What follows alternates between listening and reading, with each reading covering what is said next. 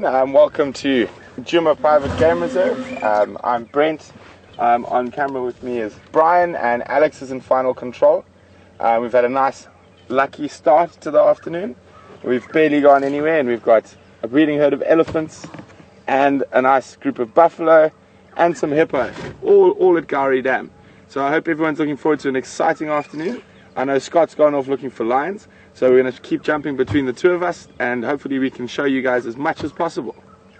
Okay, let's get a closer look at these ellies.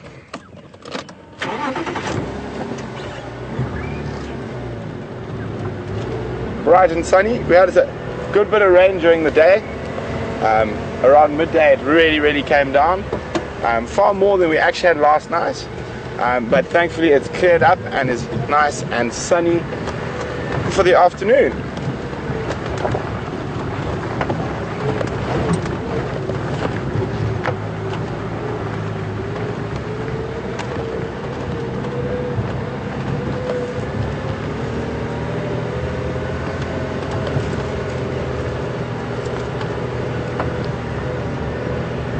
There you go, some eddies up in the road.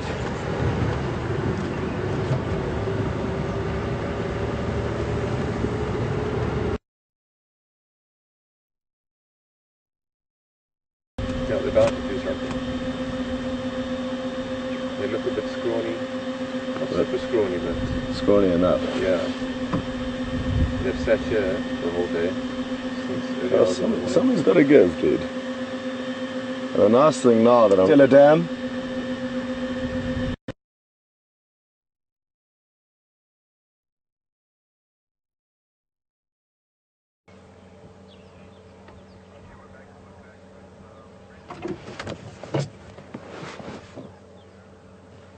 Sorry guys, we lost signal there for a second. As you can see, we've joined. Got two little teenage boys having a play fight in front of us. Oh, it's actually two girls. That's quite unusual. So remember guys, all your questions on email to questions@WildEarthTV, and on Twitter just hashtag Safari Live.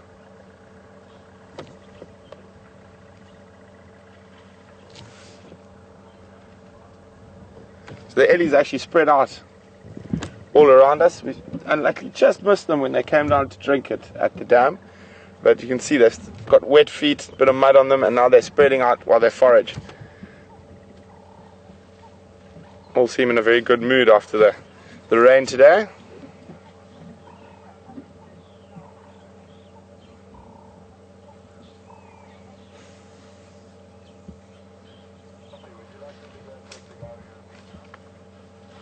Let's just move a little bit forward.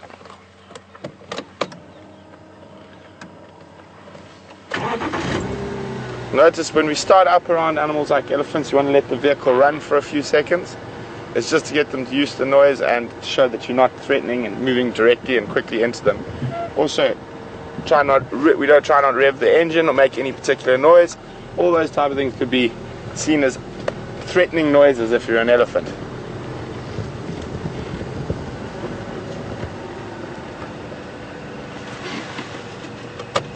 Hello.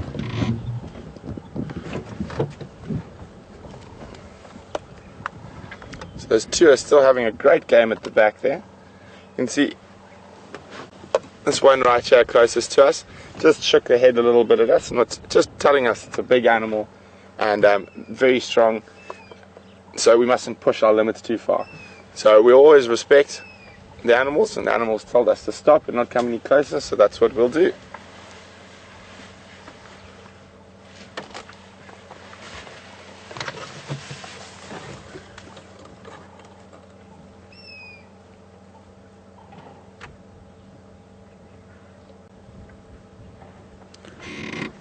Now in a situation like that, if we'd started the vehicle and revved and driven away quickly, it would have actually enticed the elephants to chase us or charge us.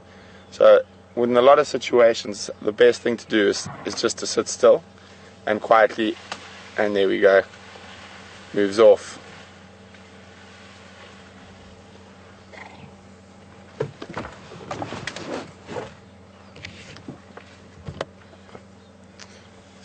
Okay guys, we're gonna link across to Scott. He's found some cats, so over to you, Scotty.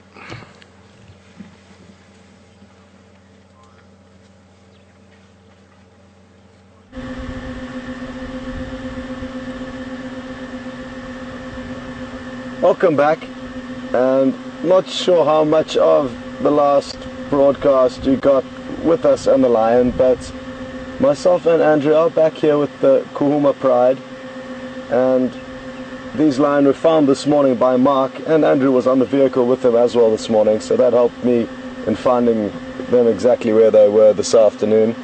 Thankfully they haven't moved off, making our life easier.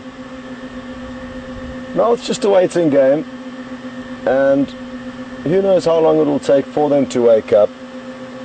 Either way though, we are going to stick around in the area, because even if they don't necessarily wake up and get on the move, what could happen is impala or any form of prey animal could come around and walk past, and then the lion will certainly get up and try and catch them. And that's often how lion and leopard do catch their prey. They simply sleep and wait for something to get close enough to them. So they do get lucky through default occasionally, and that's the reason why we are going to wait here, or one of the reasons, because it's also difficult to tell when exactly they will get up. Something that I am looking forward to seeing is when they do get up this evening, because I'm guessing it's going to be earlier than they've been getting up 3 weeks ago when I left here, simply because it's getting darker and cooler earlier at this time of the year. So that suits us, with hoping to bring you visuals of these beautiful big cats on the move. What we might do though in a little bit is head across to the hyena den site, which is only about 250 meters from here, about a quarter of a mile, and have a look and see if the hyena have risen. There were, interestingly enough, lion tracks heading straight down to the den site this morning when I went to go and have a look for them there, and that could well have chased them off or caused them to seek shelter within the actual burrows of the den site. We had a little bit more rain today, which is also great. Between the drives, a decent downpour, so great for the vegetation in this area, which was beginning to dry out a bit sooner than expected. Go ahead, Alex.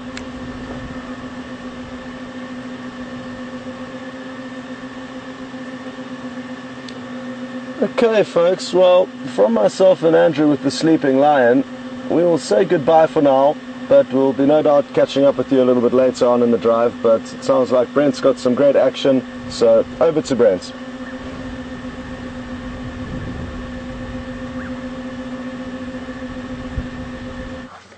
Hi guys, welcome back. As you can see, these Ellies are still playing, having a great old time. The one seems to want to eat, and the other one just seems to want to harass it. And being bigger, it seems to win. Actually, as we moved a little bit further down the road, there's a lot more elephants around. We didn't realize. Actually, almost all the way around us. There's a nice little one up in front of us. The little guy.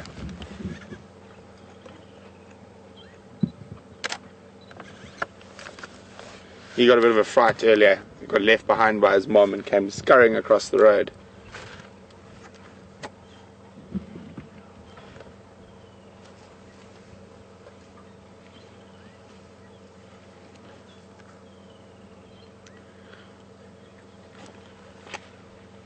Our local landscapers here at Djuma. Very important part that they play in the ecosystem by pushing down trees and disrupting water holes. Sorry guys, just make sure we don't get in the way of the fight. So every time an elephant pushes down a tree, it creates a sort of micro ecosystem for insects, for... Oh, we're behind you. We're behind you. You two so busy arguing with each other, you forgot we were here.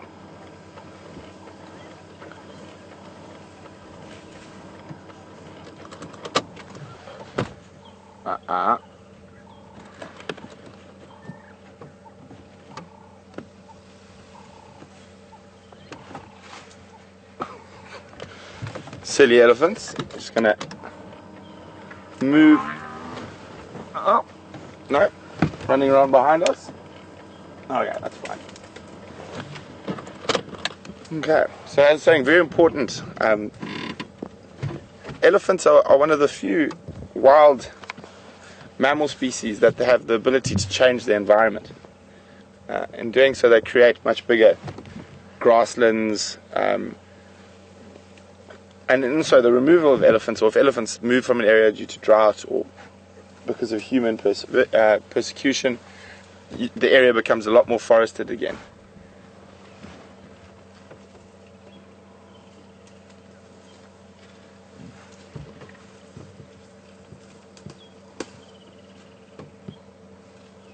This guy's is he playing with a dead stick up there? So he's just playing there. And that's definitely not to eat. It's a very old, dry piece of wood.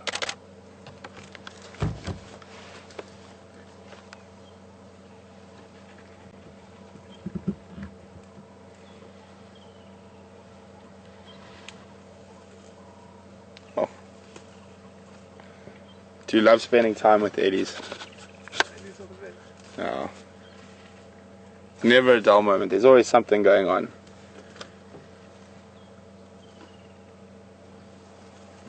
So much character. Definitely. I think the one who ran off behind us is quite happy. Now she can actually eat without being harassed by this young bull here. Although I think he looks like he's off to go. No? Just gonna...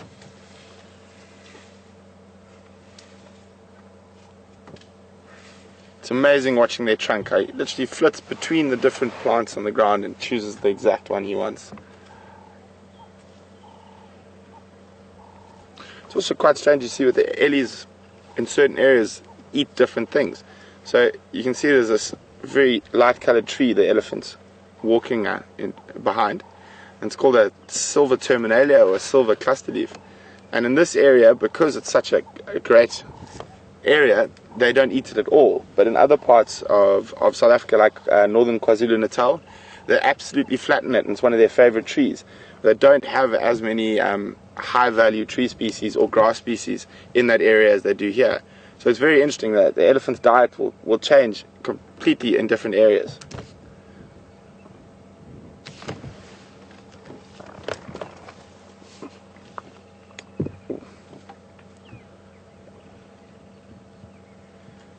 Let's try to move around a little bit, see if we can get a nice view of the rest of the group sitting in the shade.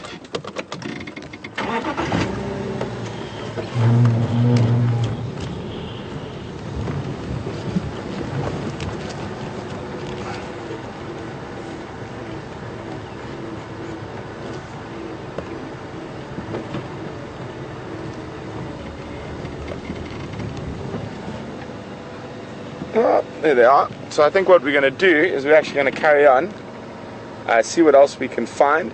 Unless you guys would like to stay with the elephants, please let me know on Twitter at #SafariLive, or email us at questions@WildEarth.tv.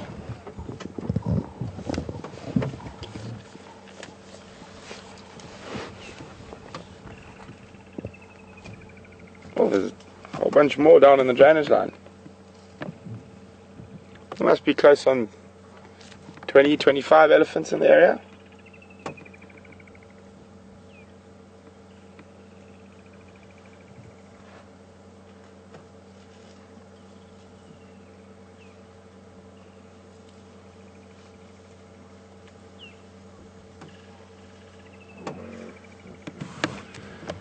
Good afternoon, Tim. Welcome on Drive with us this afternoon. Tim would like to know whether female ellies spar for control of the herd.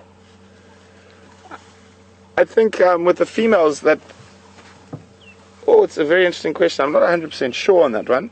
As far as I know, that the matriarch or the oldest female generally takes over, and it is hereditary to a degree that elephants can, but with elephants there's always a lot of argument about that type of stuff.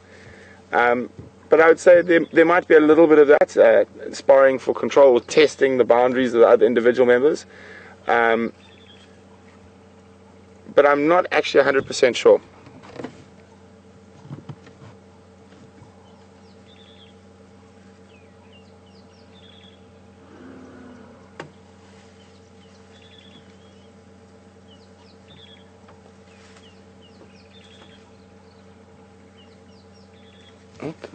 Up to down there.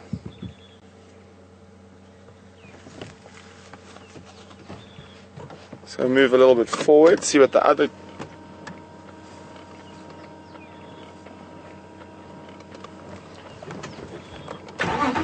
okay guys, seems like you'd like to stay with the Ellies, so that's what we'll do. I'm just going to try and get a better view of, there's some others. It seemed like there was some action going down in this drainage line. Let's see what's going on here.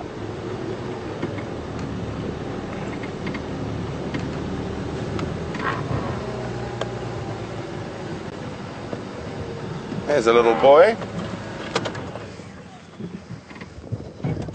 And see, actually if you look carefully in between his front legs, there's a white dot.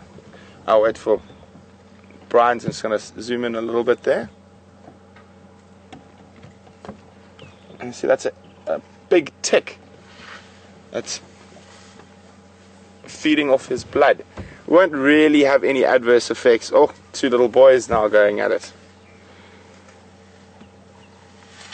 Oh.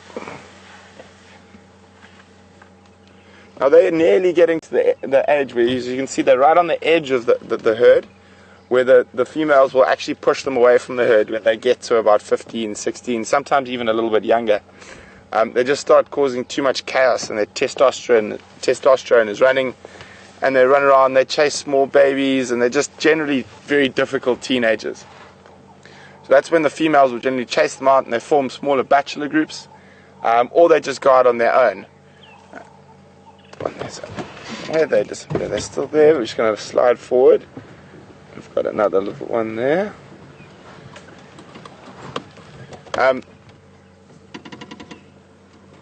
It's quite interesting. An elephant bull probably reaches a sexual maturity where he's physically able to breed at about 15 years old, between sort of 12 and 15, but he will never actually breed till he generally reaches probably around 25, and that's due to the older bulls controlling that situation. So the older bulls will come into must over a certain area at a certain time, and they'll keep the younger bulls from mating till they're actually old enough to compete with the bigger bulls.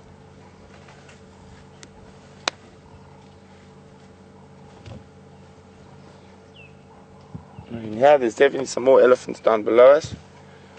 We're just going to sit tight right here. Even though we can't see them, those two boys are still sparring in this thicket. And hopefully they'll pop out and give us a bit of a show.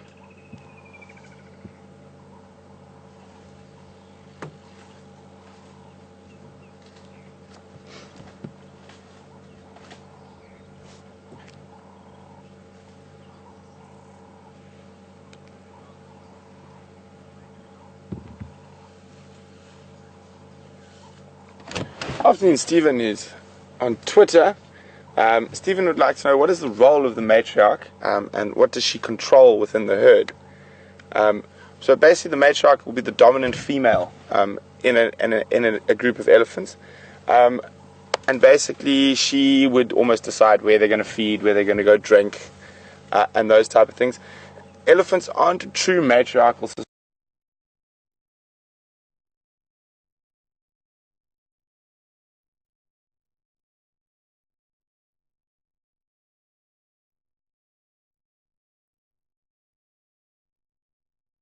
Back. And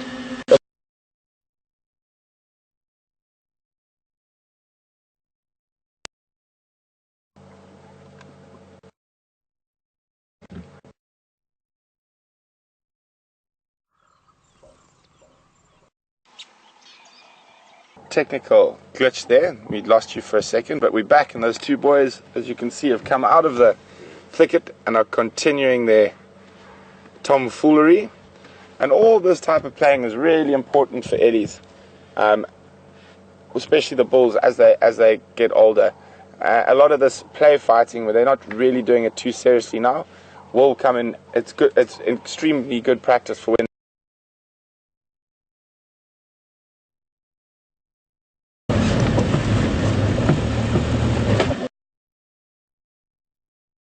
Help them, but it's all good, and we shall continue now to get into a spot where we can show you the lion. We were just making our way back. We did go and look at the hyena den site briefly, just to make sure we weren't missing out on any action nearby, and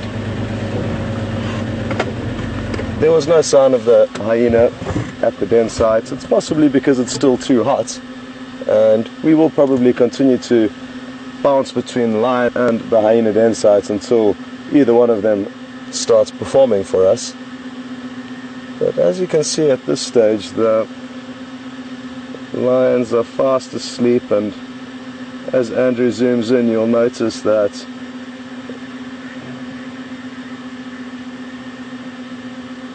well, there's some really interesting stuff going on with Brent, so we're going to cut across to him and we'll catch up with you guys shortly. So until then, we will see you later.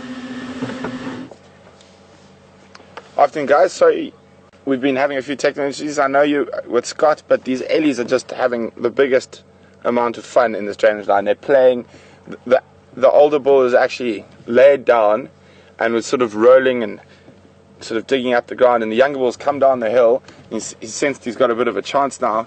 He's got the bigger, heavier animal on the floor, but let's see, it's not very serious, and they're still playing. Oh, nothing like a bit of teenage rough and tumble. They say boys will be boys.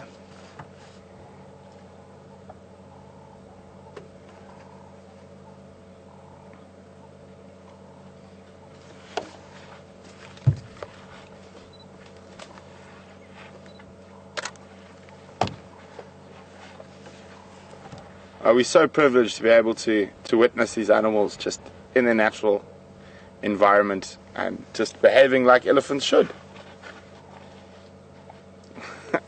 This one's definitely quite a character, playing silly buggers.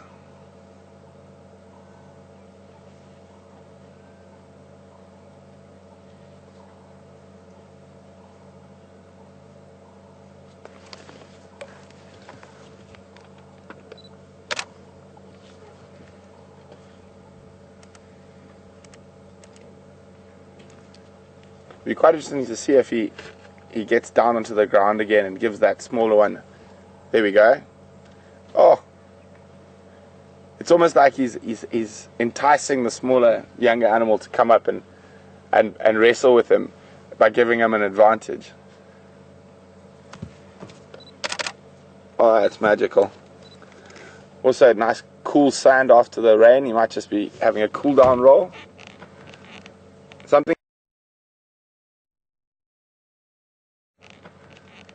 Something he's probably not going to be able to do when he gets bigger, because once he's a fully grown bull, it's very, very difficult for them to lie down and get up because of that immense weight they have to pick up. And when they do, they'll normally do it against the side of a termite mound or something where he's not completely flat on the ground on an even surface.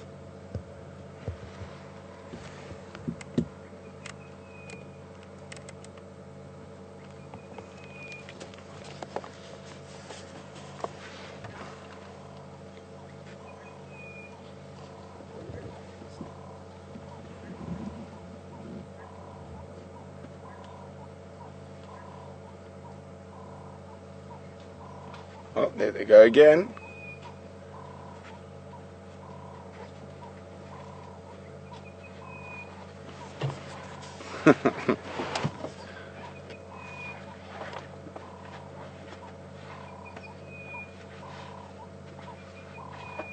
Let's see how the the smaller one is actually spreading his weight there, putting his legs wider to try stop the weight of the older elephant pushing him.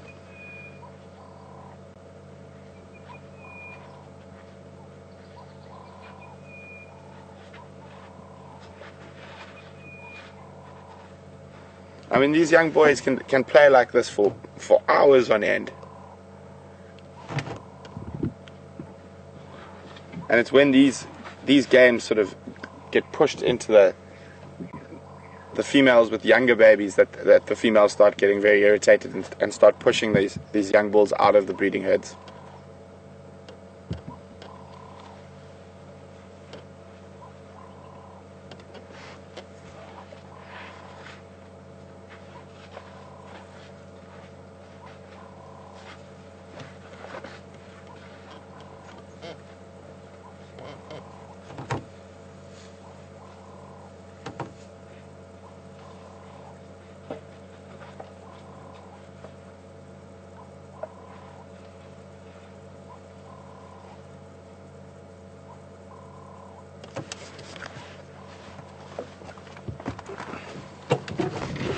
Okay, we'll just go a little bit forward, try to catch up them.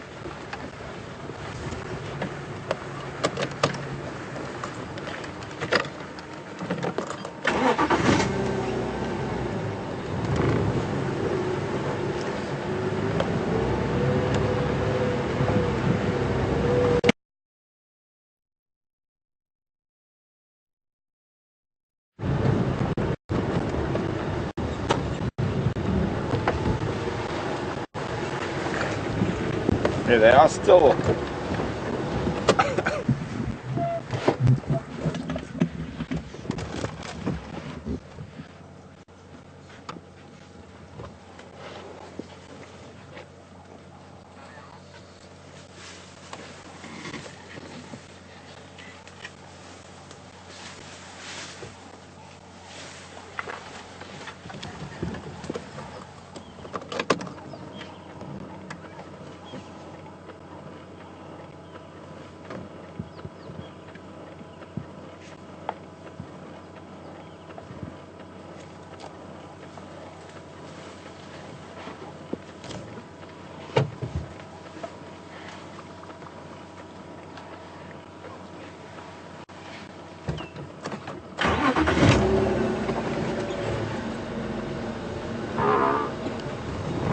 Afternoon station, sorry, this is Brent from WildEarth. Scott on the other vehicle is having radio issues. He's with those in Gala at the moment. And then any other updates from here, there's a breeding herd at Gari Dam or Vuyatela Dam and some Duggar boys.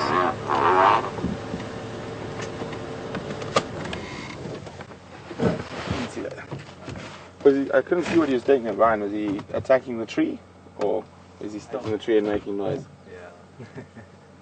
Frustrated.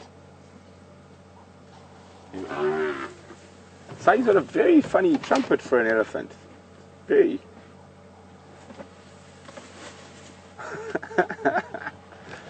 This guy likes to call around.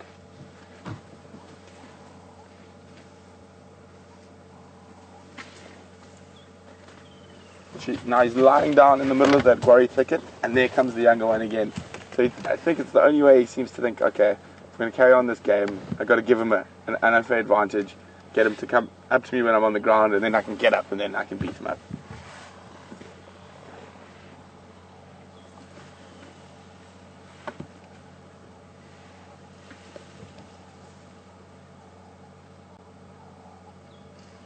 Such wonderful behavior they're showing at the moment.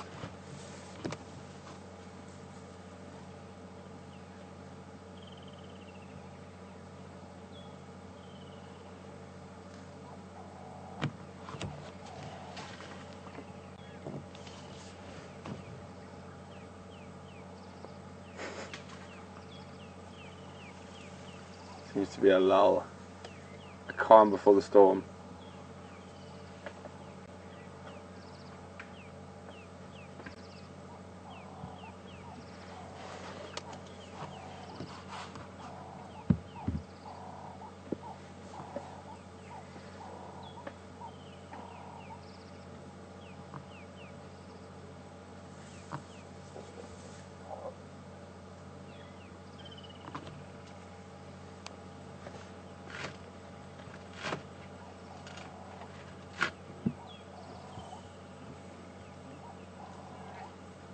you'll probably find, I mean, there is a bit of an age difference between these two, but you'll probably find these two young boys have been playing together like this for probably close on 10 years, 12 years even.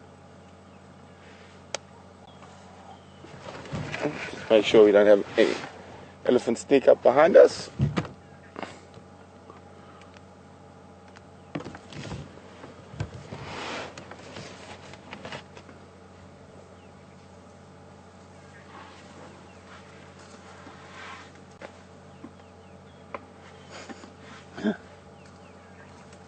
Slapping him with his trunk. Come on, you can do better than that.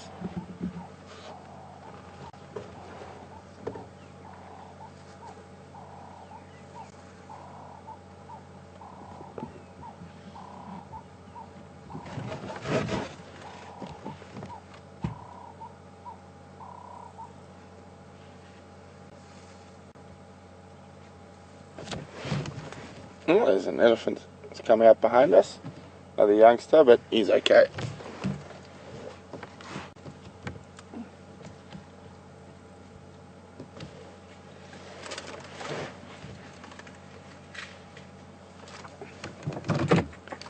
Alex, do you copy me? Okay, copy. Just checking. I just hadn't heard anything for a while.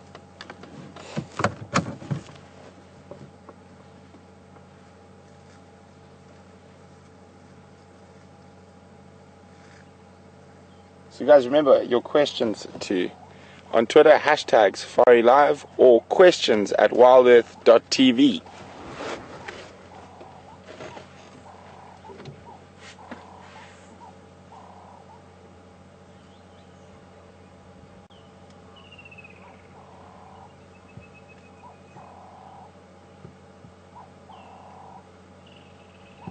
Afternoon, Georgie from Illinois. Welcome on Drive with us this afternoon. George would like to know whether the larger of the elephants has only got a single tusk. She'd like to know how he possibly lost that tusk. Possibly there's a couple of things, but more than likely through play fighting like this, or during feeding, could have broken it on a tree while trying to strip bark. It is quite common for elephants to break tusks, and like people, they are left or right-handed, or left or right tusked. So you'll probably find his left tusk, the one that's broken, was the one he used predominantly before that for stripping bark, or even possibly sometimes, and would lead in a fight. So that's probably, I think the play fighting, as you can see, he quite likes his play fighting, is probably how he lost that tusk. That's what he said, I bet you can't push me up. Yeah, yeah. Brian's just saying, if we could understand what elephants say, it's like, I bet you can't get me off the ground. Like teasing your younger cousin. Oh. Very strange behavior there. But it's a fork-tailed jonga beating up a hornbill. Normally they do that with birds of prey. Maybe the fork-tailed jonga is blind. The side of the hornbill looks like a predator.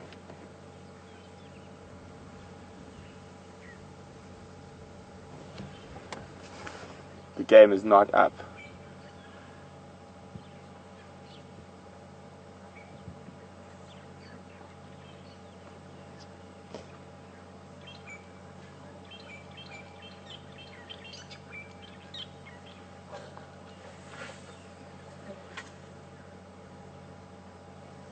Good afternoon, Sharon from Pennsylvania. Welcome on Drive with us today. Sharon would like to know, well, she heard that when animals play for the sake of play, it's a sign of intelligence. I think the reason a lot of people think that, although this is not play for the sake of play, even though they might just be playing now, it is preparation for in about 10 or 15 years where they are going to have to fight with the other bulls for breeding rights. But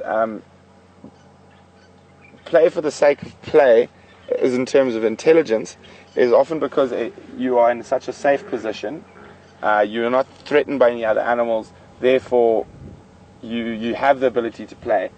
I definitely think it is a sign of intelligence, but with a lot of wild animals it's very difficult to say that they're playing just for the sake of playing. There is always almost a reason for the play that would be sort of, in this case, preparing them for battle when they get older, and same with a lot of your predators, the youngsters, when they play, that's actually preparing them for hunting skills. Oh, guys, unfortunately they've taken their fight right into a thicket, and not even in our really tough vehicles are we going to be able to get in there. So let me just check with Scott, see what's going on there. Alex, coming? Would you like to link to Scott? We've got a zero visual here, and our animals have headed right down into the thickets.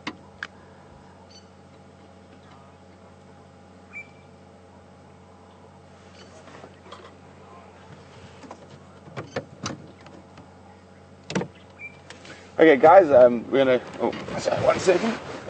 Okay, guys, that was unbelievable, really exciting. Hopefully, we're still gonna hang around this area, see if we can find something else. But we're gonna link you back to Scott, who's sitting with the lions. So enjoy that, and good luck.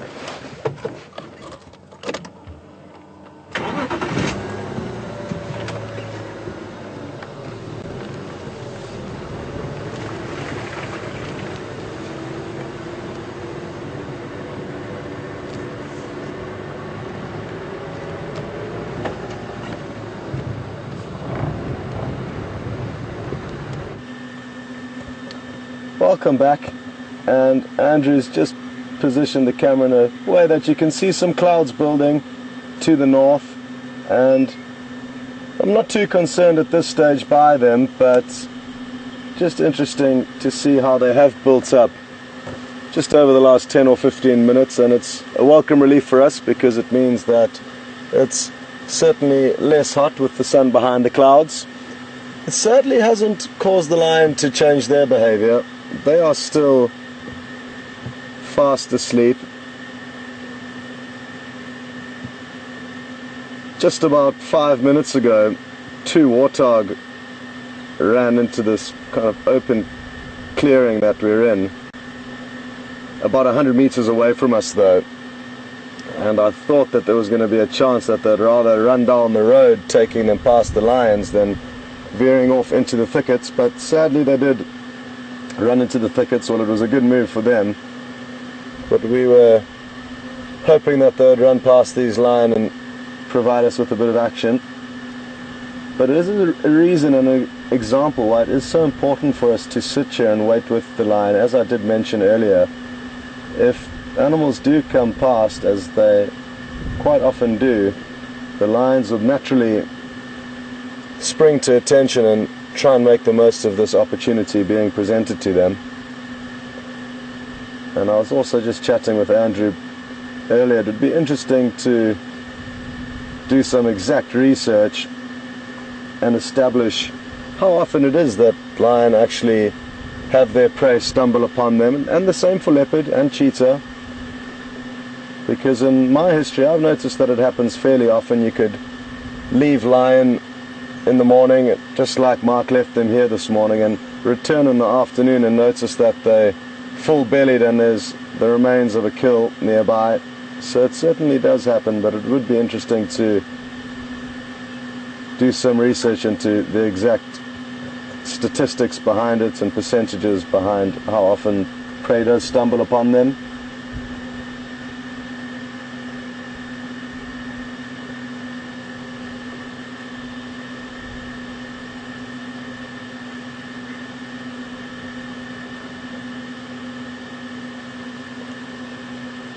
Just got a question through from John. Good afternoon, John, and thanks for asking this question, because I should have mentioned this earlier.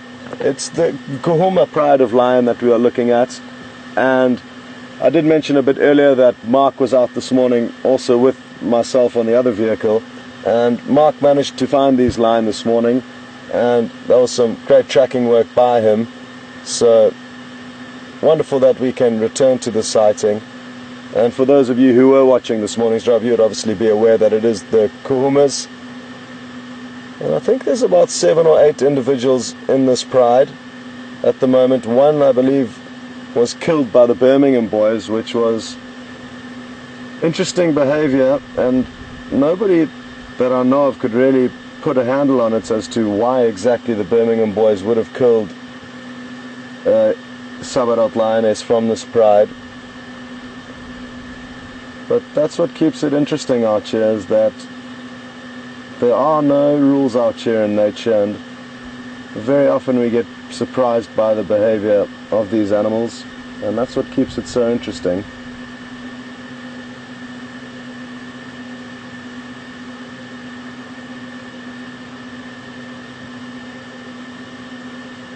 They do look quite hungry.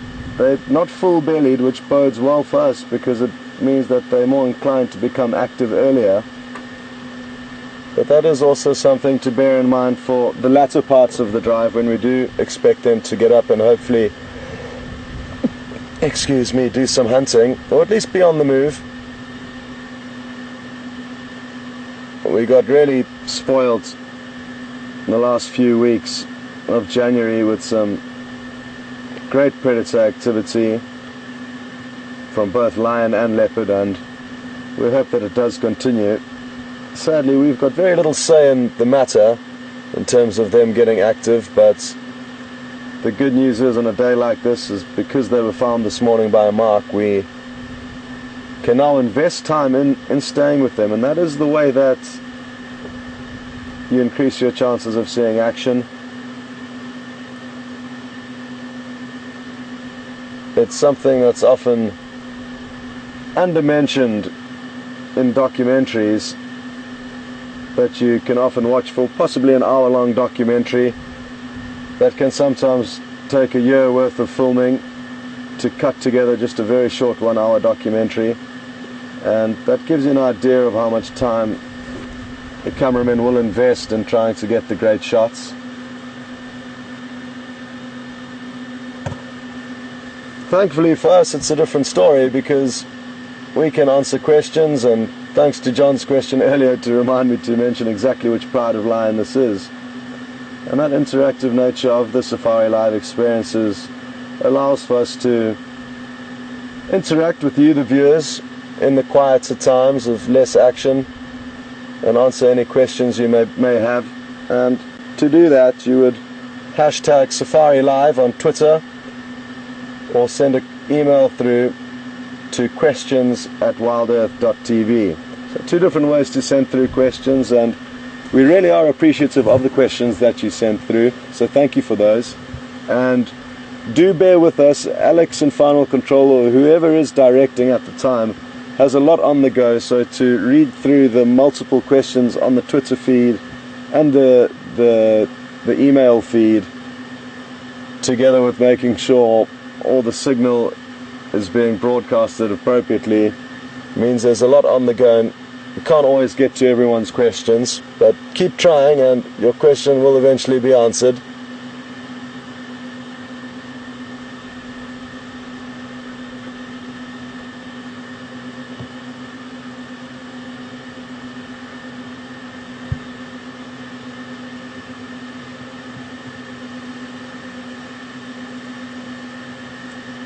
A good question has just come through from, I think it's Bill or Bob in Chicago, and he's asked, Bob, welcome Bob, welcome on board.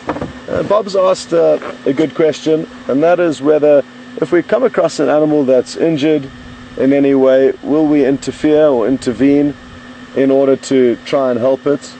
And typically, if the animal has been injured by natural causes, by another wild animal, or by the same species even, often if it's lions fighting, for example, we would not intervene because that is nature taking its course. We are part of a very, very massive ecosystem that's entirely self-sustainable due to its size. Because the Kruger National Park is so big, and we are attached to that with no fences between us, there's no need to intervene or play Mother Nature in any way and bringing in new animals for good genetics or taking them off. It all caters for itself naturally. Therefore, if we were to intervene, we would be getting in the way of what nature had planned for that animal. And To intervene, we would be getting in the way of what nature had planned for that animal, and we try and intervene as little as possible, or we don't intervene unless for some strange reason it has been an injury caused by man. One thought off the top of my head would be possibly if a car crashed into a vehicle, not that that's happened here, but that's kind of one thought that comes to mind, or potentially if there has been any form of poaching that's been done where poachers would use a piece of equipment called a snare, which is basically a wire noose that will tighten on any limb of the animal as it passes through it, and then anchor that animal and limb to often a tree or something, and the animals can sometimes break free but still have this wire snare around any one of their limbs, their neck, and we would then intervene and dart the animal and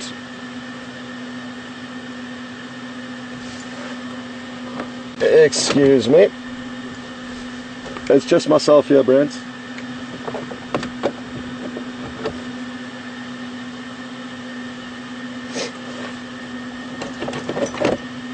Copy, no problem.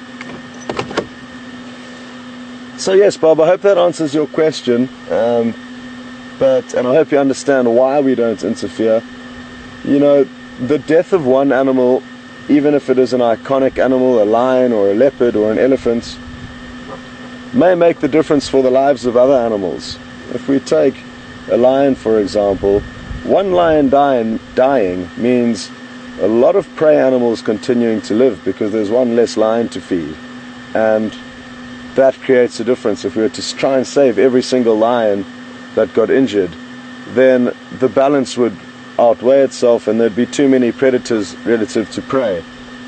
And the same thing goes for an animal like an elephant. If it's got an injury that's been caused naturally and it dies, the amount of food that elephant gives to the predators is monumental and may make the difference between lion and leopard successfully, or hyena even, raising a litter well that they may have starving cubs, or may have been going through a rough patch with hunting, and that death of that one animal could make the difference. So those are a few little examples of how and why we wouldn't want to interfere, as hard as it may be at times, because you can really see animals in some horrible scenarios in terms of injuries. But like I say, it is nature, and because we are part of a natural running ecosystem, we try our best not to interfere.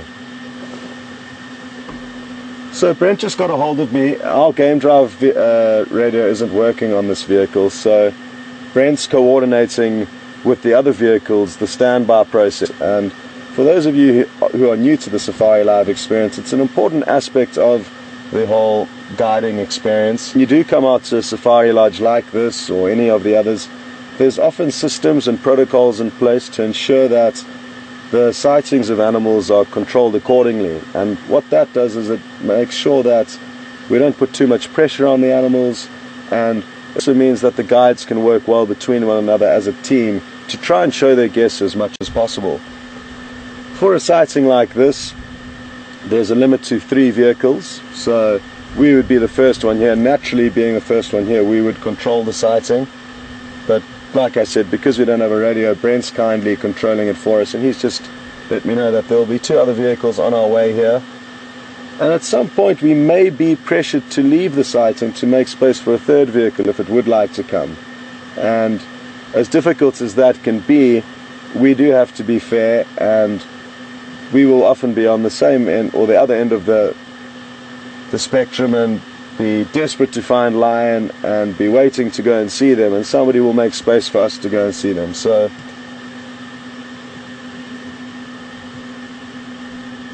some important behind the scenes, you could call it, little bits of information that is so important for you as the viewer to know.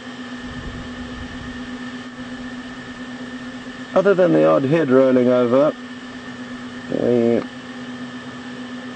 I've not got lots to see from these lion. For now, you can see the ears twitching, and that'll be to get the flies away. They are harassed by flies, lion. They look clean, and they do a good job maintaining their coat, but they tend to have a fairly pungent aroma that tends to lure in the flies. That's why you can see that ear twitching every now and then. Thankfully at the moment there aren't too many insects around, not nearly as many as there were over December and January, but it'll be interesting to see if there's going to be a few more late hatchings after the heavy rain that we got last night, as well as between the drives today.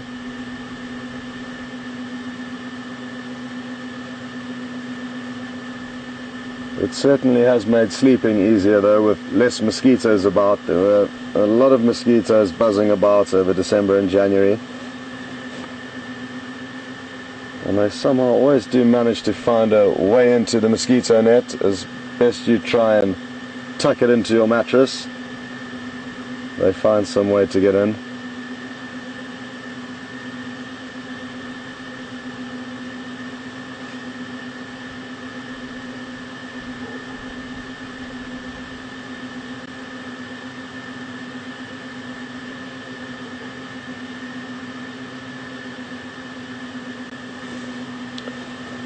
Kim in Chicago, good afternoon and welcome on board. Kim has asked how I would determine the difference between this pride of line and the Styx pride of line. And it's a good question. I'm not entirely sure how I would do that, because to be honest, we haven't had as many lion sites, and the dynamics of the prides have changed a little bit over the last few months, and I've hardly seen all of the prides on a consistent basis, and therefore would battle to be able to confidently identify any of the lion when I stumble across them. Sometimes pride split up, so we could see two lionesses alone together, and at the moment there are two members of the Styx pride, two lioness, that are on the move with two male lions. Two of them are timber males. But if I was to see those two lioness or these two lioness, I wouldn't be able to know confidently who I was viewing if I did just stumble across them. So I do still have some work to do there and some learning to do, because it is important obviously to know which animals you're looking at. But I am also a firm believer that at the end of the day, whether you're looking at a specific individual leopard or a specific individual lion, they're just a lion and they are just a leopard, and I'd like to think of it, keep it that way, and just enjoy viewing the animal for what it is, not necessarily which individual it is. But it is a good question, Kim, and the ways of doing it, I mean, once you do become very familiar with different prides of lion, are obviously the numbers in the pride. So that can be the first thing that leads you to understand which animals you're looking at, because the pride numbers vary. However, like I did just say, prides can split up, and therefore you can sometimes find two lionesses on their own that are members of a much larger pride, and then identifying them becomes a little bit more difficult. But if you do view them frequently enough, they've often got individual scratches or scars or notches in their ears. So appearance and pride makeup is a very good initial starting point when identifying lions. But also the territories in which they move. We tend to have an idea where we can expect to see which prides, but they do overlap territories and things do change. So again, that's not a factor when trying to identify different lions. But the territory that you find them in certainly also is a contributing factor.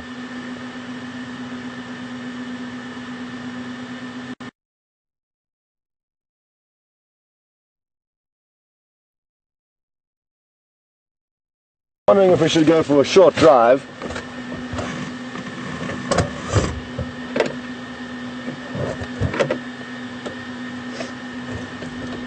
Okay, well, we're going to go for a short drive and just see if there's any potential prey nearby.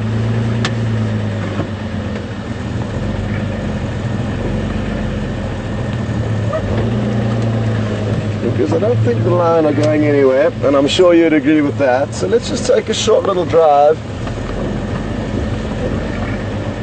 And while we go and look around for some potential prey, let's head back over to Brent and see what he's been up to for the last few minutes. We'll see you later.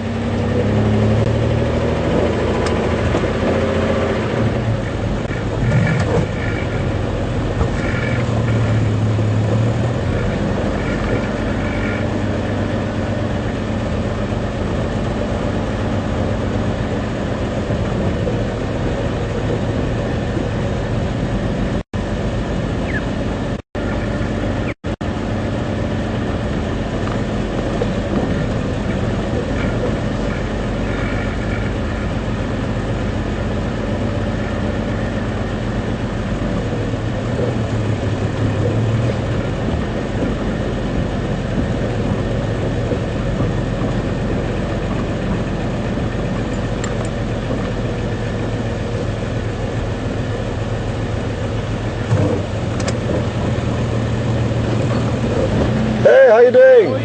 Long time, nice to see you. It is, it's, we know whose it is, but it's not ours. When we saw you coming, I'm like...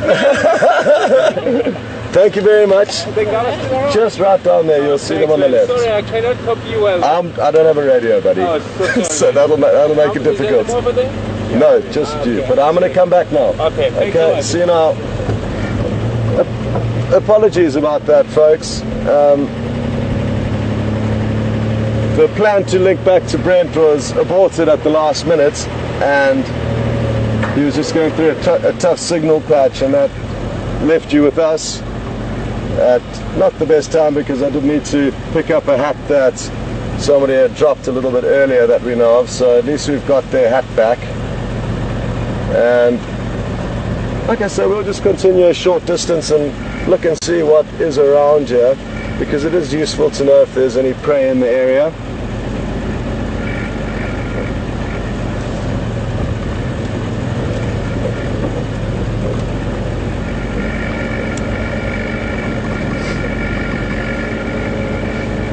But the good news is, I guess Brent has found something. I'm not sure what it is, but as soon as the signal issue is resolved, you guys will go and find out, and I'm sure I'll get an update from Alex on the radio as to what's going on. But that's something to look forward to.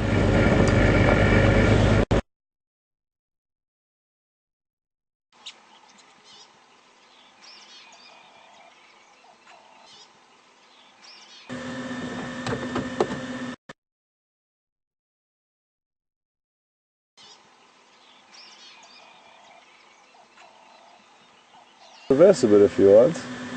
No, that's cool. Well, welcome back, and again, huge apologies for these signal issues, but when you're coming back to great shots like this, I hope it's worth hanging around for, because it's not often you get the perfect sunlight on our subjects, and I'm really enjoying watching how intricately it grooms each individual feather, and it really has been at it for a while now, and I'm surprised at how long it's actually been doing it for. Look, it found a little bug there. I hope you noticed that. It found a little insect. I'm not sure exactly what it could have been, but it plucked it out and consumed it, so that was a little bonus. Whilst doing the cleaning, it found a little snack. Oh. So it just got a little bit alerted there by another hornbill flying into the tree, and that's why you may have seen it bobbing from side to side. It may have thought it was a predatory bird coming in, and you may have noticed it's kind of slight change in behavior there. But then it did notice, I guess, that it was another hornbill. It was a yellow-billed hornbill, interestingly enough. So a slightly bigger cousin of the red-billed hornbill. And they all have the same plan. They're all grooming one another. Like I say, because of all the moisture and rain we've been getting,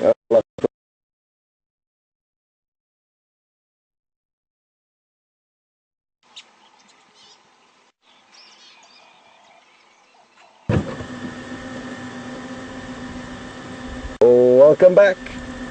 Oh, there it goes. And I'm going to take this opportunity to just creep a little bit further.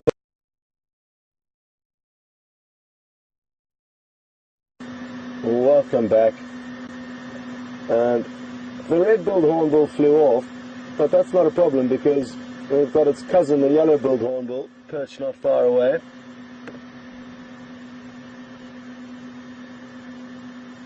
And you'll notice that bright yellow bill now glistening in the sunshine. And as I mentioned, they have been doing the exact same things as the other hornbill we were just viewing.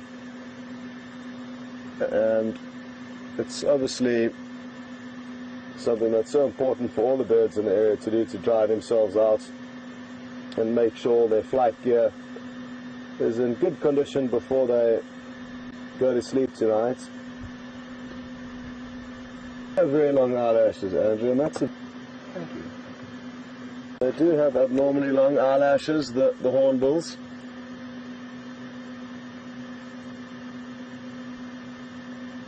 They prey, and they feed on a variety of different insects, small reptiles. Chameleons are high up on their menu of things that they like to snack on. But it's mainly insects that they feed on, grasshoppers. They really enjoy the reproductive flying ants, or reproductive termites rather, also known as flying ants. And we've just got a message through from Alex, and it sounds like he has cracked the code, or cracked the problem rather, as to whatever it was causing the signal breakups earlier. So well done, Alex. I'm glad you've managed to get to the bottom of that problem. So hopefully we shouldn't be having too many more issues throughout the drive. Now I'm going to continue because myself and Andrew planned on doing a short reconnaissance drive around the general area of where the lion were to see if there's any prey, and I've got a little bit carried away. So I'm just going to do a big loop around this block and see what we can find and take it from there. Go ahead, Brent.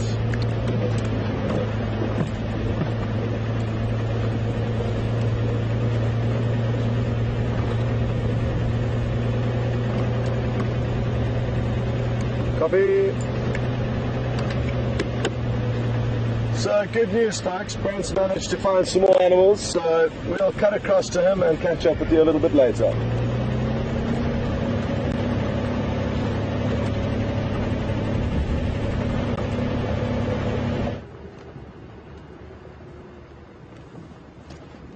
Hello guys, welcome back. I hope you've had a good time with Scott.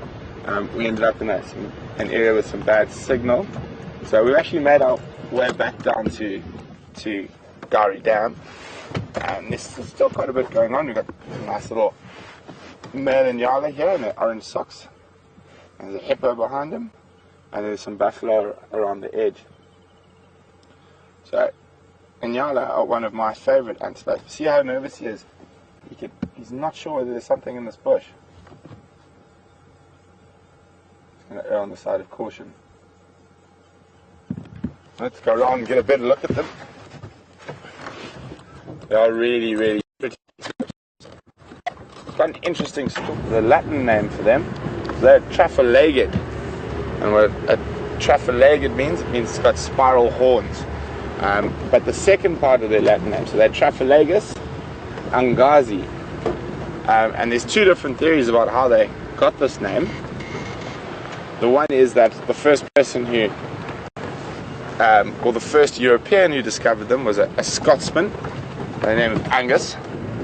And that's where the Angazi comes from. But it's spelt almost exactly the same as the Zulu word for, which is Angaz, which means I don't know. And the story behind how they got that I'm a spiral horned I don't know is the fact that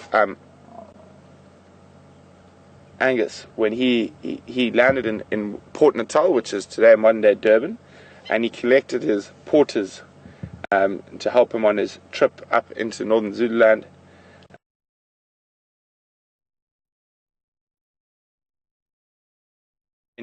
Inyala don't occur naturally. And so when he crossed the Tugela River and he saw the first Inyala, and he said to his Zulu tracker, "What's that?" And the Zulu tracker said, "Well, angazi, I don't know." But so he assumed that was the name, the Zulu name for them. But it's not, it means I don't know. So it's a spiral horned, I don't know. Oh, I can hear some buffalo. Sounds like they're arguing, having a little bit of a fight over there. Let's go have a look.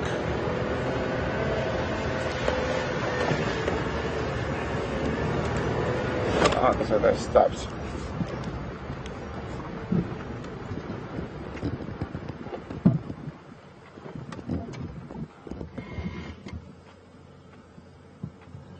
Oh, it looks like we missed them, but it did sound like they were having an argument over something.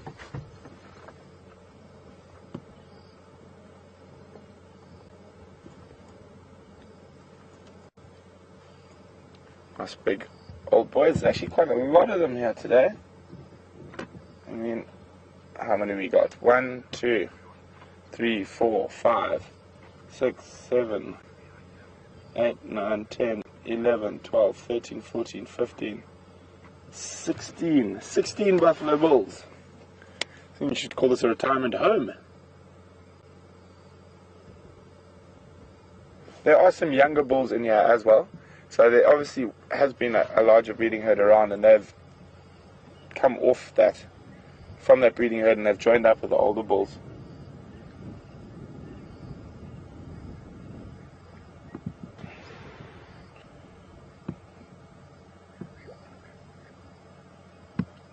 So all the buffalo resting right in front of Djuma Safari Lodge. Oh, he's a nice old boy. There we go. I think I'm going to headbutt. Have a look at these two. Those are the two who were having an argument earlier. Oh, no. So, you can see how worn their bosses are. Oh, he looks good, full of mud.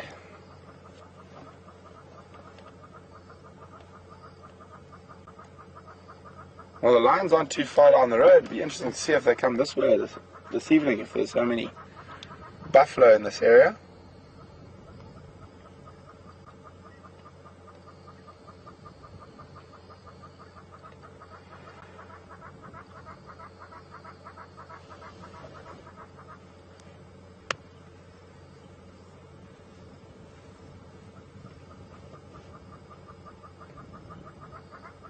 Very peaceful scene. Remember, guys, send your questions to questions at WildEarthTV or on Twitter at #SafariLive. You guys are being really quiet this afternoon. I'm not hearing many questions.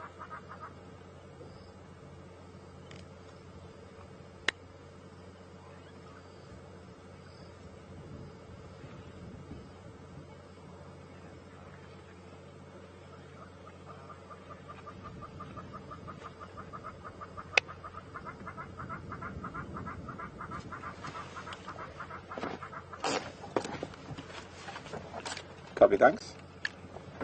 So there's one of the younger bulls.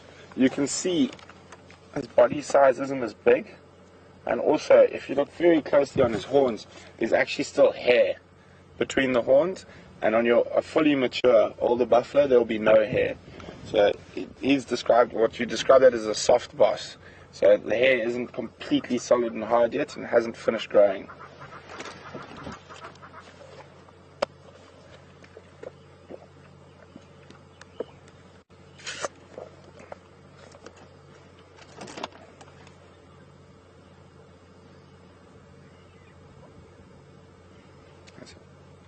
Bit of sparring, not serious. No, they're getting there. A little bit of sparring there. There's almost so much character in a buffalo's horns.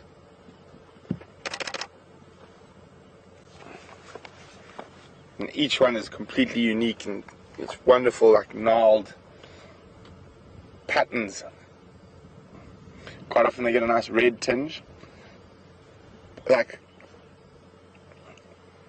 rubbing their horns up against trees, particularly gwaris and timbutis. They seem to be quite fond of that.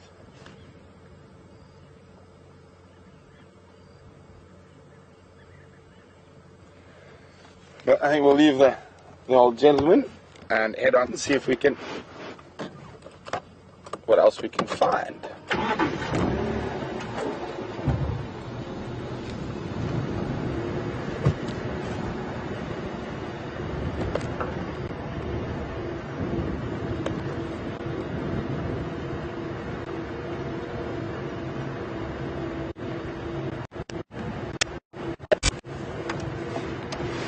Oh, good. Chris would like to know what's the hardest animal I've ever tracked in all my different adventures around Africa. And I would have to say it's the western lowland gorillas as the most difficult animal we've ever had to track. Firstly, being in the rainforest, the leaf litter completely covers the ground, so you don't have, it's not very easy to see footprints. And they live in very vast home ranges of about up to 5,000 hectares, or about 10,000 acres. And the other thing is that in the rainforest it's raining all the time, so it makes the tracking very difficult. So how we used to track gorillas was a combination of everything, but mostly with smell. You won't believe it, they're very, very flatulent animals. They're completely letting wind go all the time. And that's how you actually you can actually smell where a gorilla's been, and then you try actually track the scent if you don't have your conventional tracks or feces or whatnot to follow. Another good way of tracking them, which we found is also very successful, especially around trees and that as soon as the figs that they would feed, so as soon as the figs would come into season, we'd place a camera trap there, and then if we got gorillas on that camera trap, we would come back and cut down some bushes and actually build a physical blind and just sit in the blind to see the gorillas. It is possible to habituate them, and that's one of the projects we were doing up in Gabon. So in 5 to 10 years, hopefully we won't have to go through all that effort, and they'll be much easier to find. They're also very skittish, so quite often they'll just scream, and they literally, like, it sounds like someone being murdered, and run away. The big silverbacks generally scream the loudest and runs the fastest, which is quite funny. But yeah, the western lowland gorillas is the hardest animal that I've had to track so far.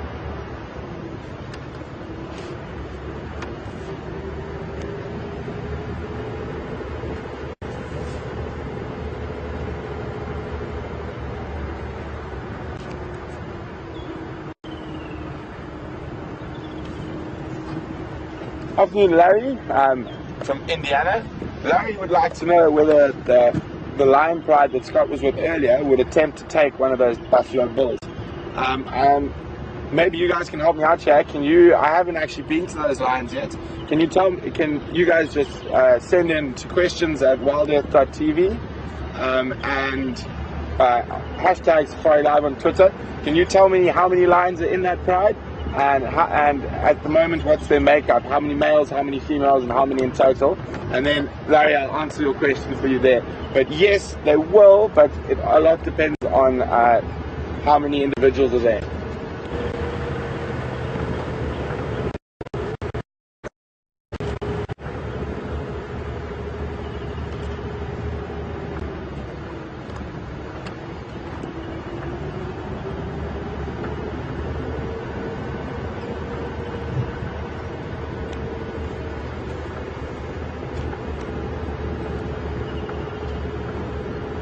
It's amazing how beautifully clear the sky is today.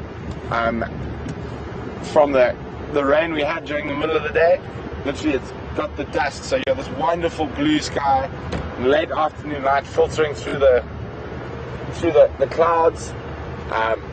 Literally very few places I'd rather be than on Game Drive right now.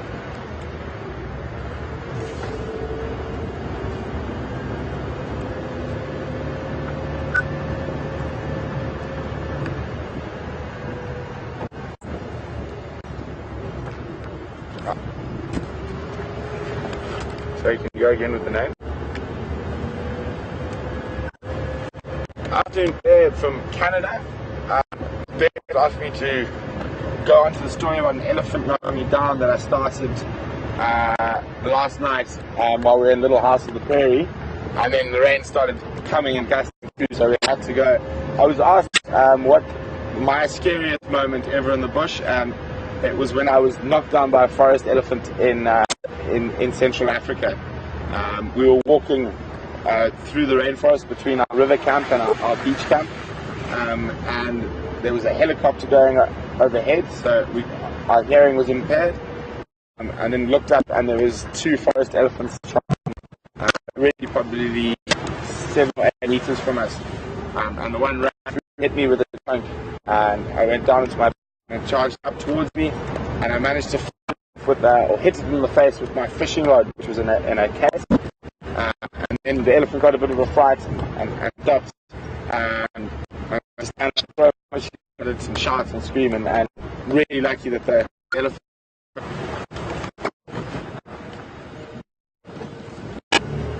Sorry guys, so we're going to start quickly.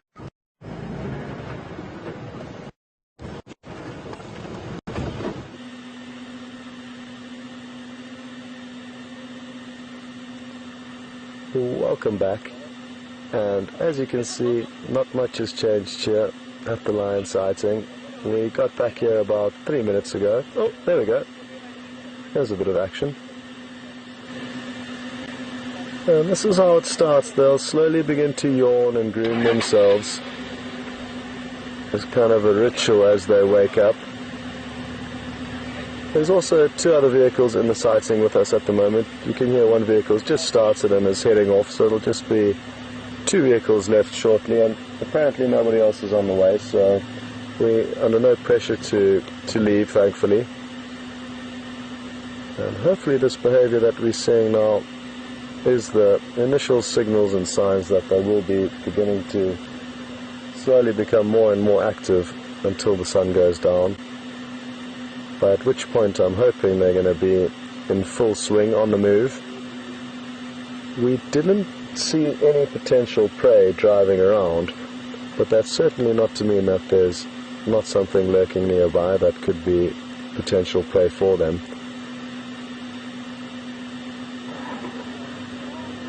Oh, well, that's cute. She's decided to groom one of the other pride members, and that's also common for lion. They've got abnormally strong bonds for cats. They're the only cats really across the globe that have this highly social nature. And I've always found it interesting to watch because they're an animal that can be so violent and brutal when need be. Yet in situations like this they can be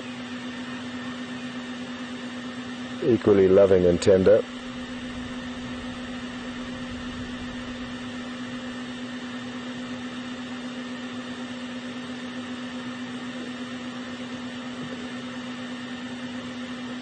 It sounds like Brent and Brian have been showing you some great action on the other end of Djuma, quite far from where we are here, and so wonderful to have both vehicles back up and running, and as well as having Brent on the team, because for all of you the viewers, I'm sure it's nice to have a new face and a different take on guiding and different styles and techniques. And between Mark, Brent and myself, at least now, you get a bit of variety between the presenters.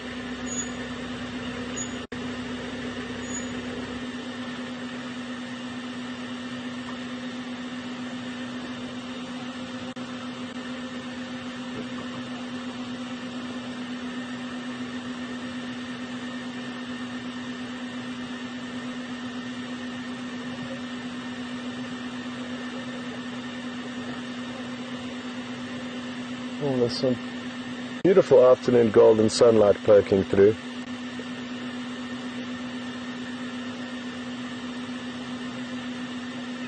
And hopefully they'll get up and start walking through this afternoon sunlight, because that'll bring us some beautiful, beautiful images.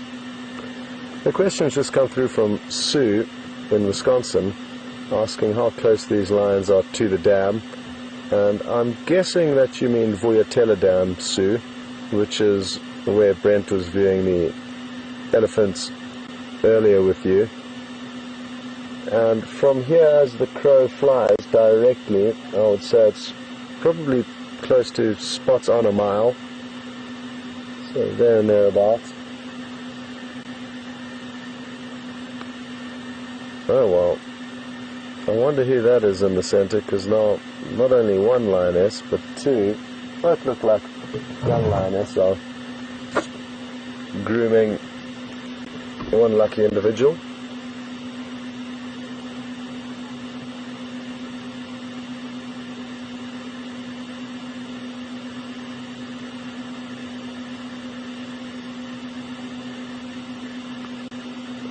And now the two that initially were grooming one have started grooming one another, so...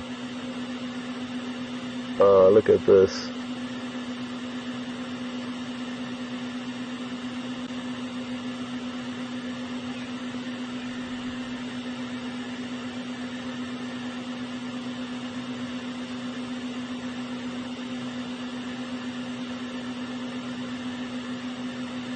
This kind of behavior really is wonderful to witness. Any kind of behavior from them when they're not sleeping is good, but this affection that they show for one another really is wonderful. And you can see the individual on the left is just in absolute bliss.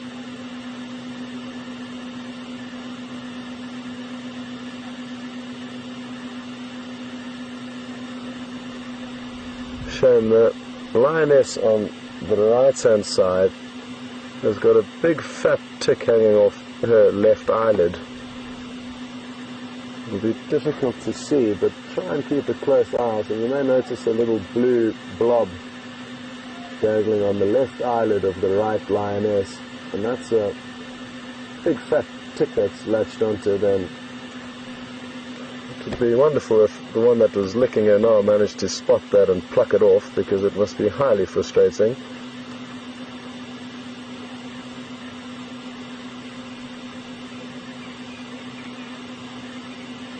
And again, this is all great behavior for us to be witnessing, because it may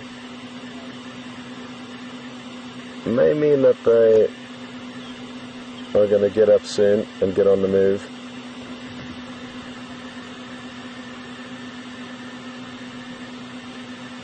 And Sue, just to let you know, Vuyatela Dam is also the same as Gauri Dam. It's got two names, so I was talking about the same dam that you were wanting me to. So yes, it's a mile from Gauri Dam, or another word used for it is the Vuyatela Dam.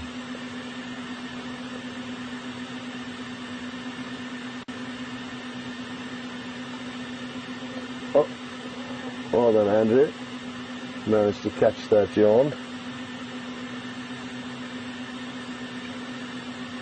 And all it takes is one lioness, the dominant lioness in this pride, who I'm not sure exactly who it could be, but all it requires for them to get on the move is that one individual lioness to get up and command the troops, and the rest will follow suit. So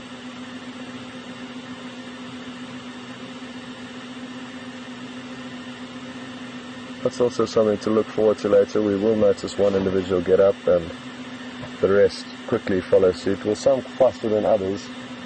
Just like humans, animals have their own traits and habits, and some lions certainly are a little bit more lazy than others and will be the last to get up when going on the move.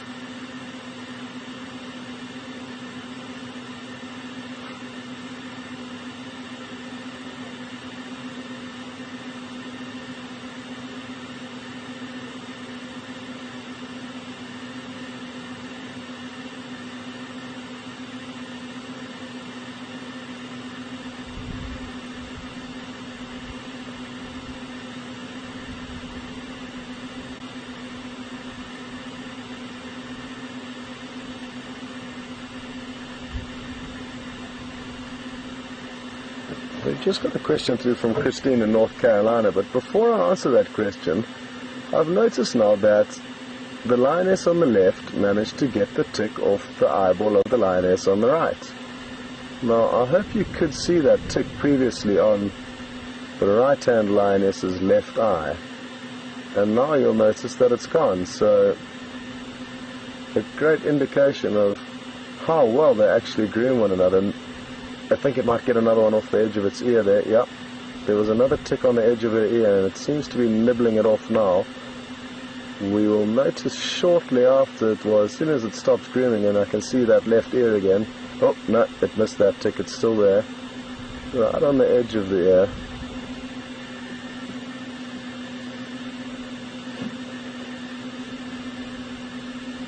But at least it got the one off the eyelid.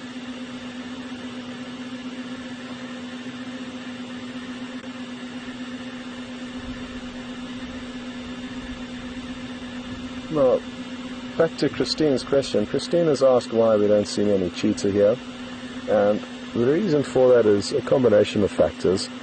Firstly and foremostly, there's a high lion and leopard density in the Sabi Sands, and lion and leopard are direct competition for cheetah and can both fairly comfortably kill cheetah, and they will kill cheetah to eliminate competition. So in areas where there's high lion and leopard densities, it's not safe for cheetah to be moving around because, like I've just said, lion and leopard are often more powerful than cheetah and can kill them without the cheetah giving up much of a fight. So that will be a contributing factor. And secondly, more importantly, the habitat in this area is certainly not suitable for cheetah. Cheetah require big open spaces in order to be able to hunt and take down their prey, and the thick vegetation here does not allow for that. So it's not ideal habitat for them. But not to rush your question, Christine, but I believe Brent's in on some more action, so we're going to cut across to Brent and catch you guys a little bit later.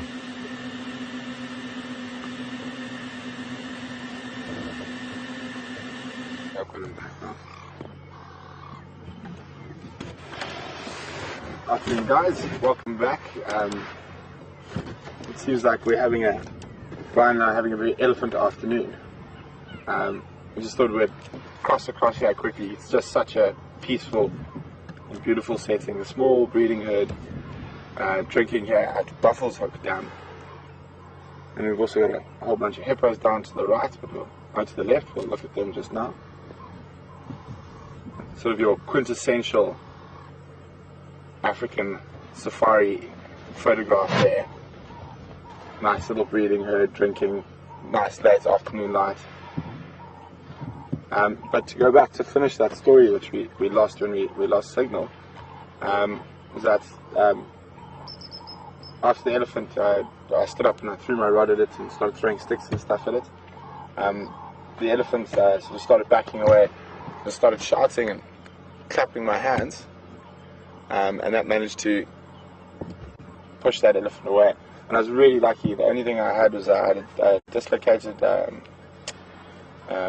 hip and a couple of bruised ribs, and it could have been much worse than that. So I was very lucky. And so there's a little baby hippo there sitting on his mom's back. It's amazing that the young hippos ride around and manage to stay on top of their parents while in the water. So we had a report earlier on today that there was actually a baby hippo that had been killed in this dam. That's what we were actually coming here to look for, but we can't actually see it at the moment. It might be around the other side of the dam. We will have a look just now, or directly below it. That could have been just during an argument between the adult hippos that the baby just sort of happened to get in the wrong place at the wrong time.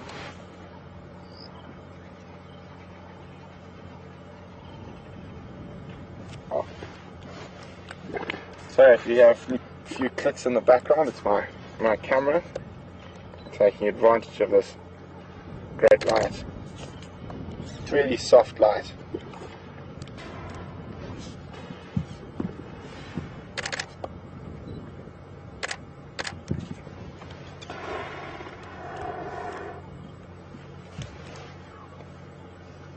1, 2, 3, I see 3 baby hippos. You can see here we've got a small breeding herd that doesn't have a lot of young bulls in it. And you can see everything's a lot calmer. None of that sort of pandemonium that's associated with teenage elephant bulls.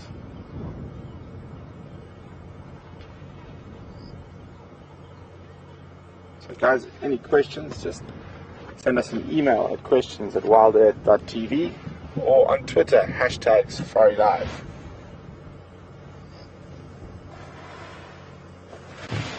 Oh, we've got another breeding herd of elephants coming up behind us.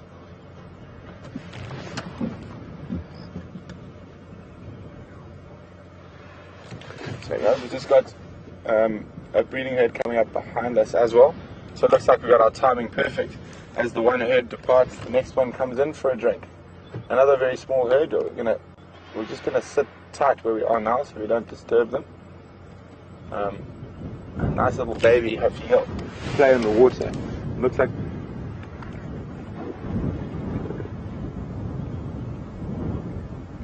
she's a little bit nervous of us.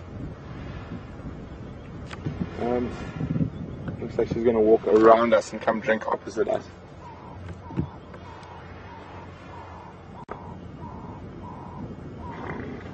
So, quite often when we have those big groups like we saw earlier this afternoon, that'll be 2 or 3 family groups. You can see she's not that happy with us.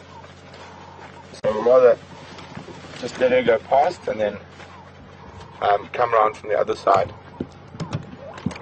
Alex, you can go with that question now.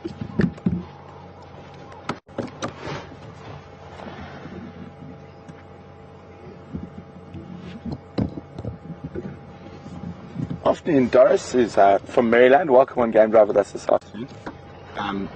Doris would like to know whether orphaned elephants are cared for by other elephants within the herd. It has been recorded, it does happen, but it doesn't happen that often. Normally if the mother loses the baby or the mother dies or gets separated, the baby will become a nice easy target for a predator. And you do find quite a lot of dead babies in certain parts of the world. So it does happen, but not in every circumstance. It's rather an exception to the rule rather than the rule. There now.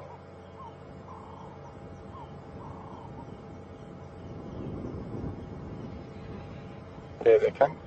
Just see their backs. They're coming around on the road. And you've got the others departing on the road. Very civilized elephants we have here in the Sabi Sands.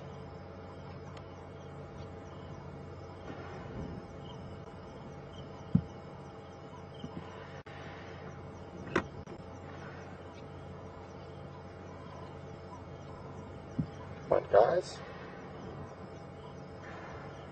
There we go. There she comes.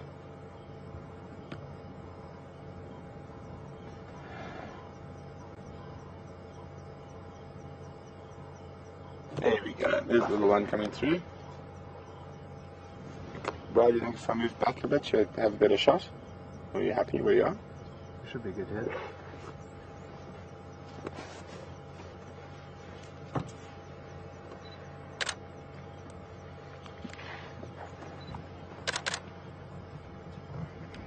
I do really enjoy spending time with Ellies.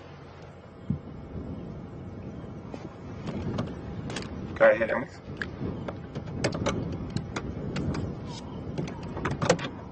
You can go with the questions.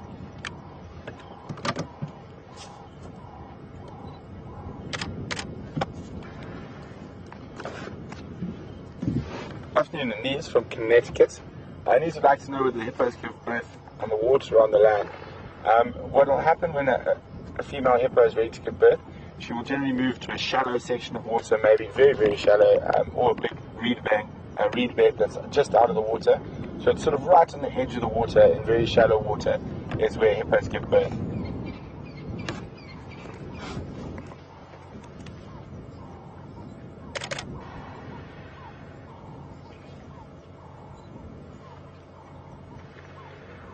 So the trick is from photography, you want to try and get all three of them with their trunks cold at the same time.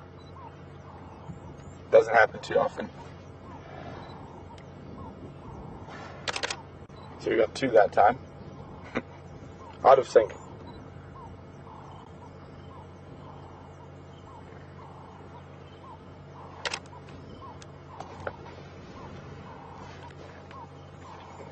So an adult elephant, well, she can probably drink up to about 60 liters of water in a day. They can go for more than 1 day without water, but generally if they have the choice, they will drink every day, sometimes twice a day.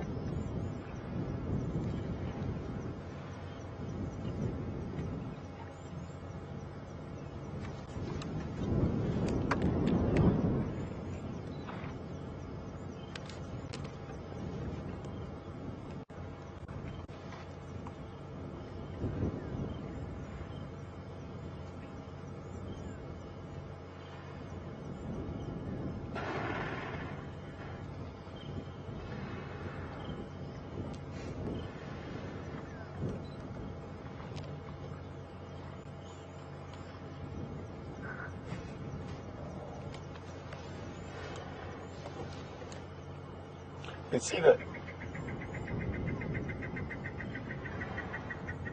the young baby there, he's learned how to use his trunk now. He still doesn't have as much control as the older ones, but you can see he has learned the fundamentals of being able to drink with his trunk and stuff like that. And you see, he doesn't fit under his mom's belly anymore, so he's probably just over, actually probably 14 to 16 months old now.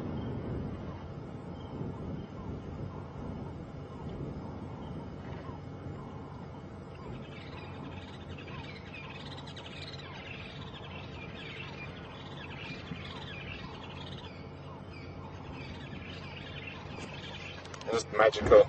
We're very lucky to be able to just sit here and enjoy this.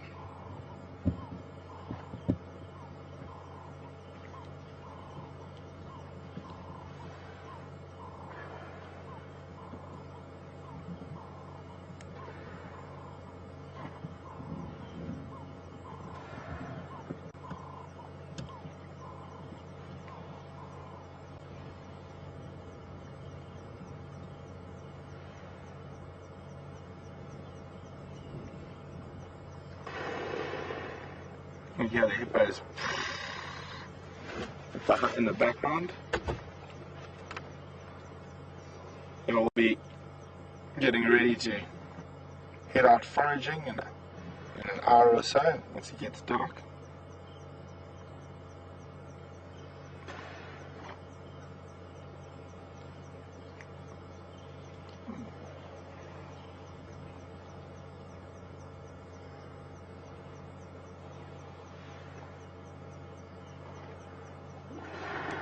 Thirsty Ellies.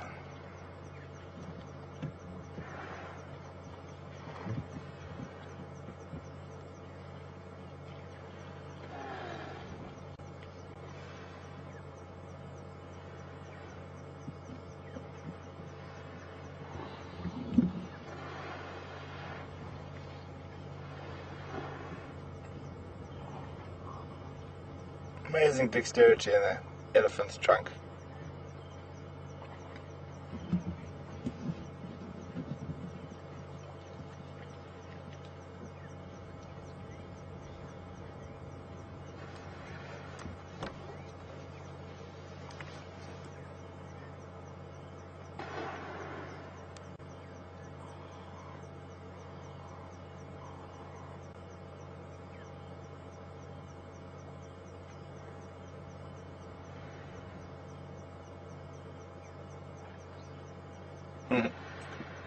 Playing,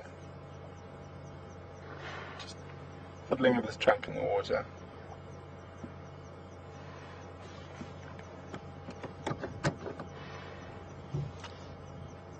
But it's funny when you see young elephants going uphill, it always seems to be about 3 times harder than it should be. Oh, he's charging the bird. He just chased the dove. Just making sure the dove knows who's in charge.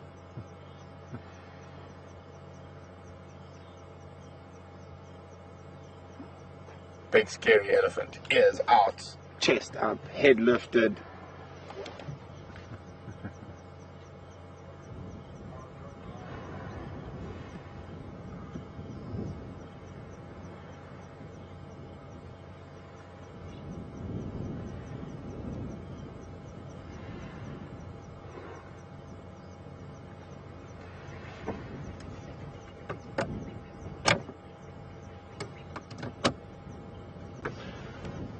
Good afternoon, Eileen from Boston.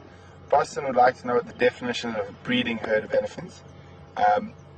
Well, basically, Eileen, it would be elephants that have sub-adults, or be an adult, a sub-adult, maybe some babies. Even though that's a very small breeding herd, there's 3 different ages there, and that female is a breeding female, therefore that is a breeding herd. You probably find that she might be separated from a slightly larger family group, but that's why she was a bit nervous when she came past here. She could even be part of that family group that left, and she'll listening or by smell tracking them. But the only other type of herd, you do get bachelor herds of elephants. I was talking about earlier in the drive, those young bulls, sort of between the ages of about 14 and 20, that are pushed out of the breeding herds, and they form bachelor groups because they feel safer when they're all together. And guys, well, it was really, really great to share that little sizing with you. And we're going to head back to Scott shortly because I just heard that he's back with the lions.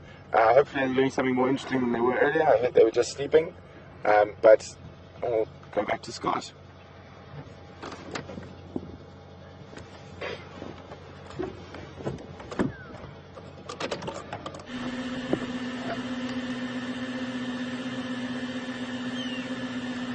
Oh, welcome back.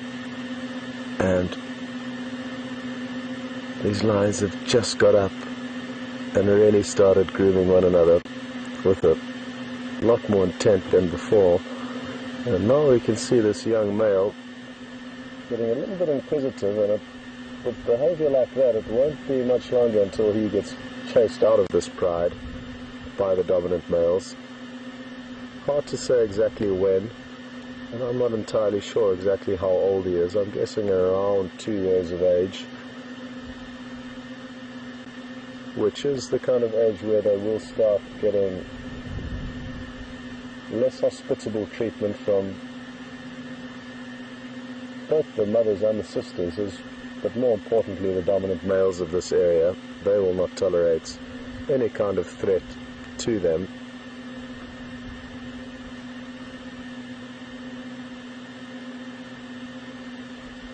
And the good news is, with behavior like this, I don't think we have too much longer to wait before they do get on the move.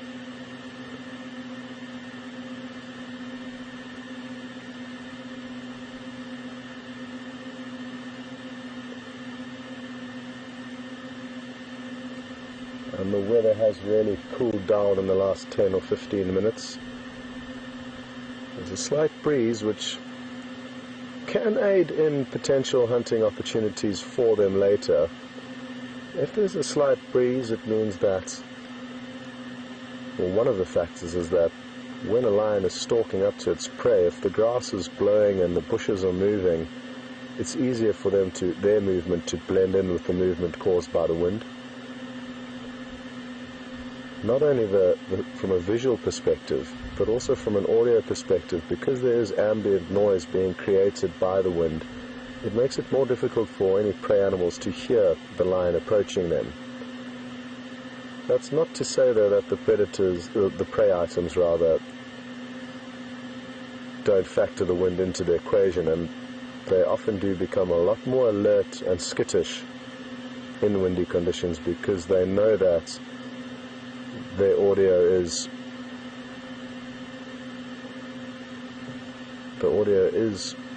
muffled for the prey, so they do act accordingly and are certainly more nervous in windy conditions. Sorry, Alex, could you go again with that, please?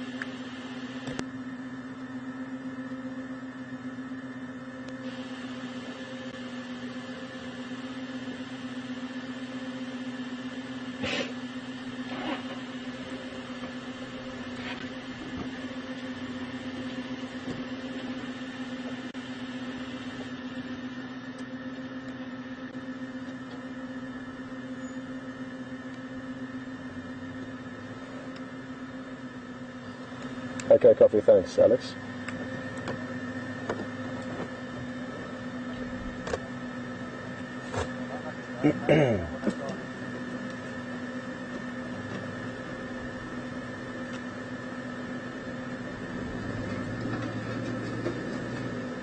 So you may have heard a little bit of vehicle audio there. The other vehicle is leaving the sighting. And it's something that is very important for you as the viewers to realize the privilege or benefit that we have collectively, the presenters, the cameramen, and you, the viewer, because this experience isn't limited by a few days. We can afford to spend a lot of time with animals, and that allows us to see really interesting behavior and maximize on any action when it does happen. Also, the fact that there's a second vehicle means that we can share twice the amounts we would typically be able to if you were actually on one of these vehicles with us live. So, excuse me, it really is a benefit and a privilege that we have and share.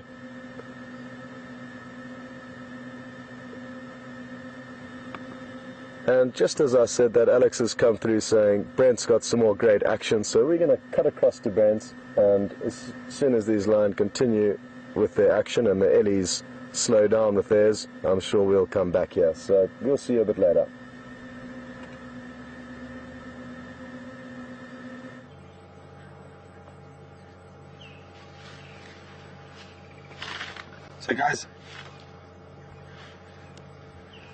So guys, we've just come down the road further, and there's two separate groups of Eddies that were drinking at the dam. As I said, it looked like she might be part of a larger herd. She's actually come and joined up with the other herd that was drinking originally. Sorry guys, I'm just going to move back a little bit, because that's a young boy there and he can get his mother worked up, and that's what we don't want. So we'll just slowly freewheel back down the hill. Just give them a little bit of space, because the problem with young Eddie bulls like that, especially that age, he's going to come, he might get his mother worked out by charging the vehicle to prove how tough he is.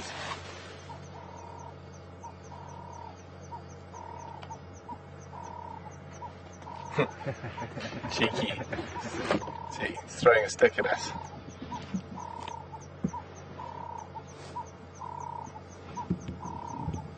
Oh, we've been really lucky with elephant sightings this afternoon, guys. It's been really, really incredible.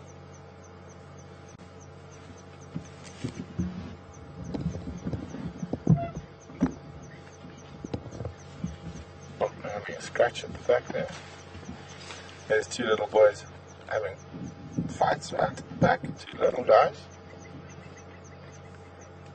See, we're quite lucky. This is what we get for our afternoon rush hour traffic jam. The worst. The worst traffic jam ever. I mean, who would want to sit here? No, look at him.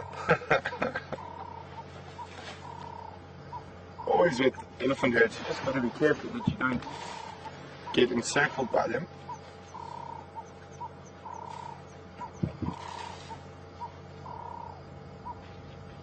Very distinct tusks on that female there.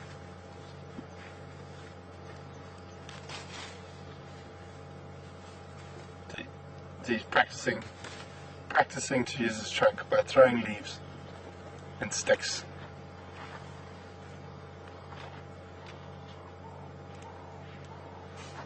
It's actually a nice shot at the back there of the family. Oh.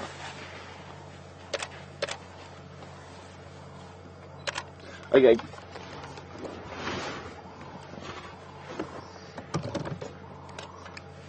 Yeah, Alex, you can go back to Scott. I'll leave these elephants and go around and see if we can find something else.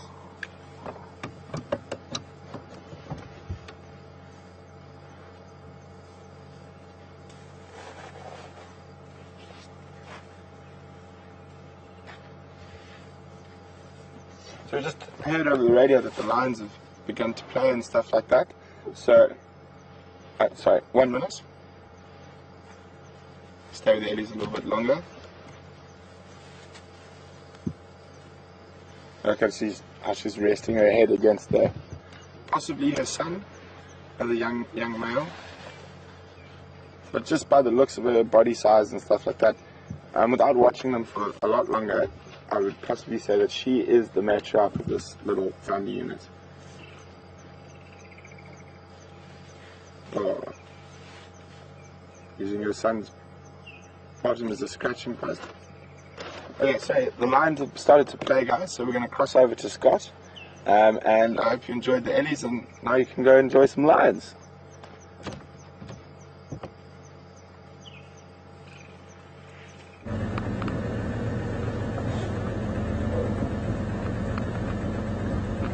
Welcome back, folks. And shame Alex said it wasn't an easy job deciding which vehicle to switch to, so obviously you were having a great sighting with Brent and the elephants, but we don't often get to see lion on the move, and as you can see, it's business time. So we do just need to make the most of this. Andrew's just going to clear a little bit of spider web off the lens quickly. Apologies for that. And I'm just going to get myself into a better position here. Or at least try to, just by freewheeling. But that's not going to last very long, and I'll need to start up and get onto a better level of the road, which will make also Andrew's life a bit easier. Oh, getting a bit excited here and not focusing on the driving. This lioness is looking very intently at the bonnets of the car. It's often the tires that get them excited, the turning tire and that movement. Nothing to be concerned about, and if it did come any closer, I would have just banged on the car a little bit just to let it know that it shouldn't do so.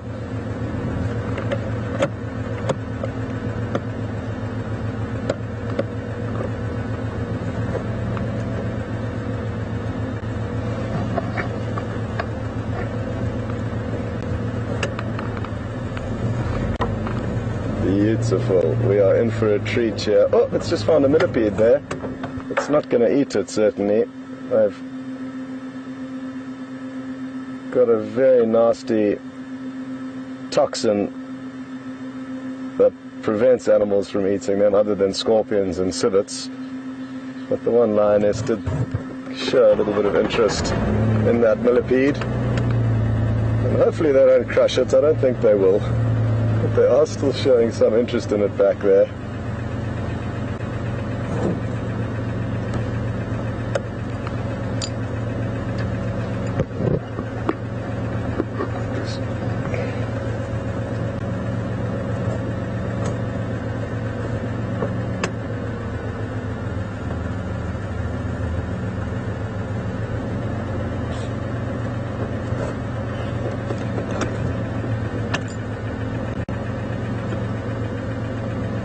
Copy that, no problem. Tell them that they are mobile west towards Weaver's Nest Junction on Philemon's-Cut line. Sorry, east.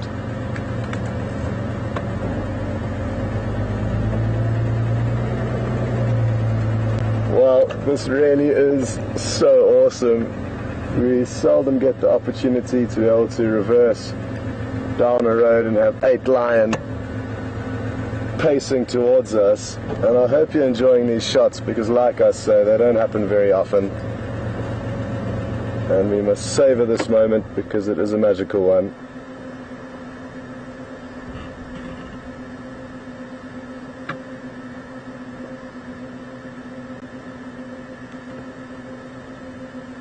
Now, where they head from here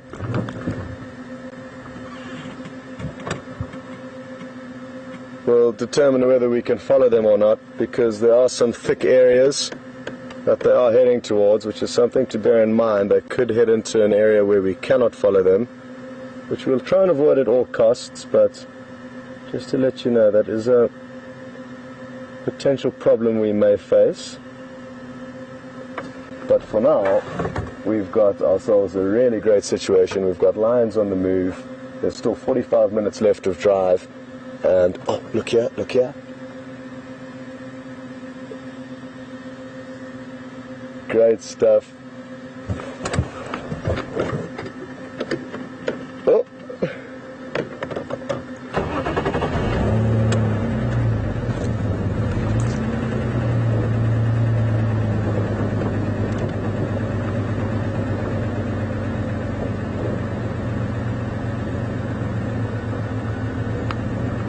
And we've got another vehicle coming to join us. Brent's kindly helping myself out by letting people know what the lions are doing and letting people know that they can come here. And it's crucial for us to be as helpful as we can, because then we will get the same treatments in return, hopefully. And we have been getting some great help from the guides in this area over the last few months that we've been here.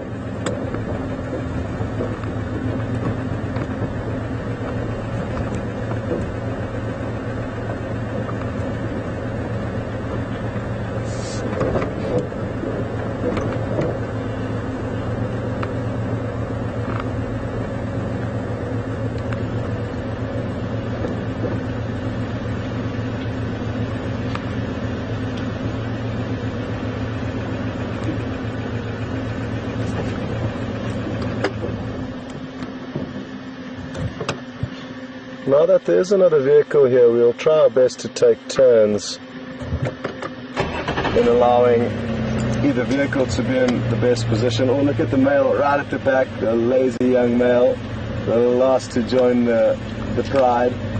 You see right in the back of the shot. How are you doing? Good. You go ahead, I'll make some space for you. So we're just going to let the vehicle that's just arrived have an opportunity to let them walk past his vehicle. We will continue and wait for them to get to us.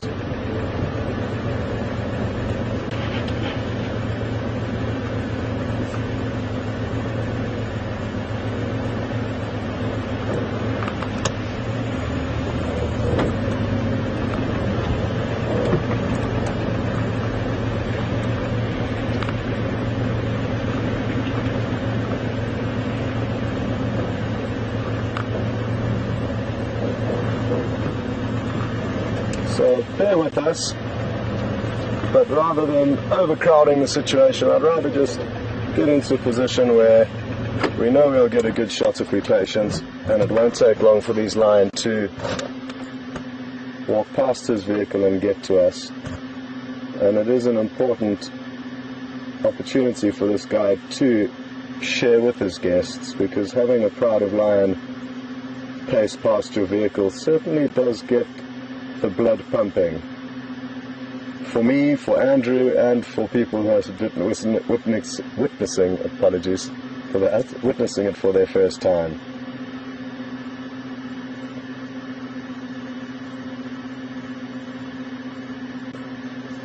So, where are they going to head from here?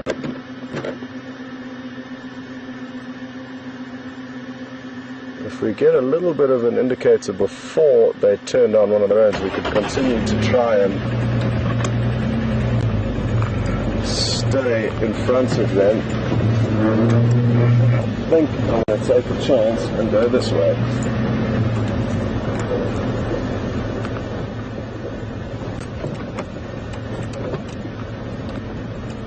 Whether they come here or head in the opposite direction, time will tell.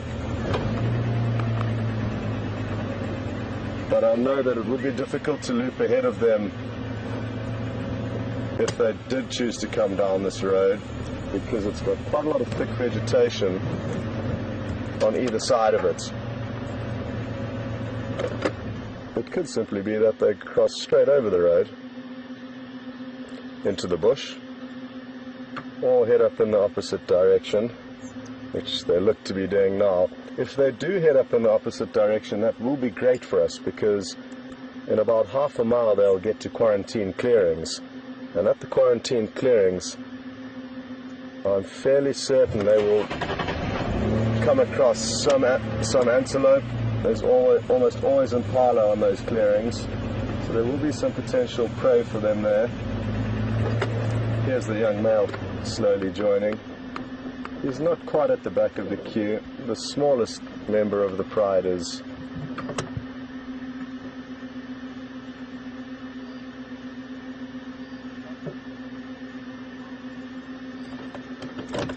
affirmative, Alex. Brent, what's your position?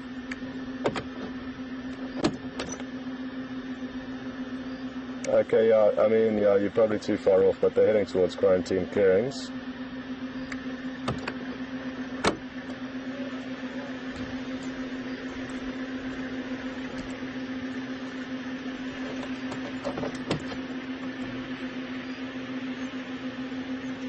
Probably, yeah, don't rush. We'll be able to loop ahead of them. Alex, good idea, but yeah, it's already too far away, and we'll be able to get ahead of them on the road that they've taken now.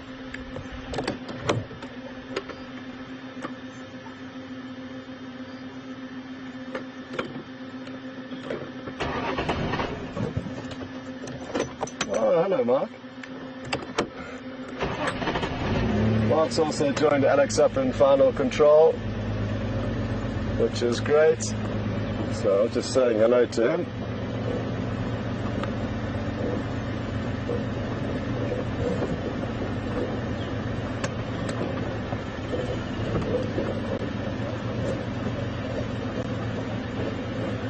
Good evening, everyone. How's it going, buddy? Very good, and yourself? Good.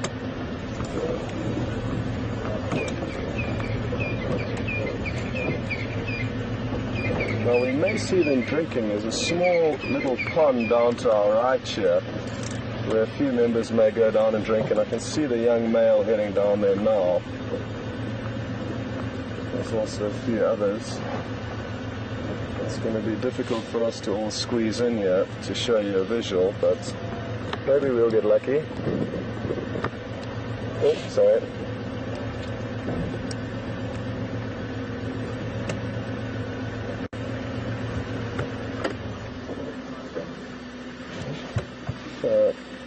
Sadly, this is as far as I can go, and all you can see is the upright bottoms of the lions, but their heads are down there lapping on the water. It's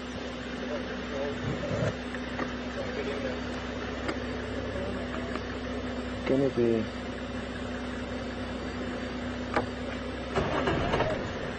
be difficult for us, but now that they've made space from here, we might be able to get you a shot.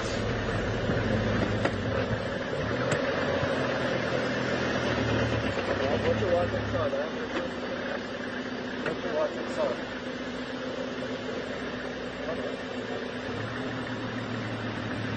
Very cautious.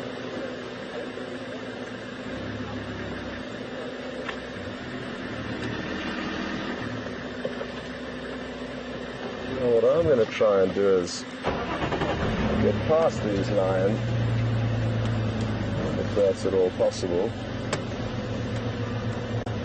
And that way get into a position where I can continue to reverse and get full frontal shots of them walking up this road towards us. There's just one member that didn't decide to drink, and that's what's preventing us from getting past at this stage. But it's not a problem, and we will slowly be able to sneak past at some stage, I hope. No. It doesn't look like it's going to happen, so we won't force the issue. But it would have been nice to try and sneak ahead and then continue to be able to reverse, getting their frontal shot, but they are still heading in the right direction towards the quarantine clearings, and that is the good news, because we could well have some action unfolding shortly, and that sure is something to look forward to.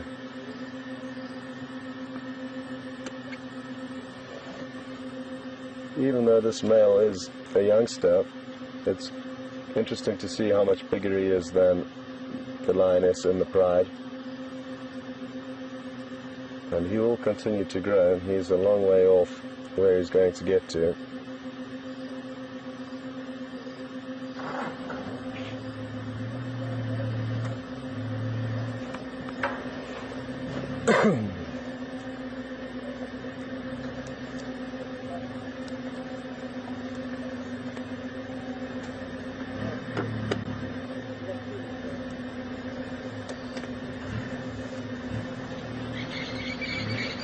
Those birds you could hear calling now, Franklin, they just got a big fright when they noticed there was a crowd of lion walking down the road to them, so they took off in a hurry. And now, as you can see from the shot, we've got one individual, the young male, holding us up as the rest of the pride continues. But that's not a problem. It's all part of the adventure and the experience.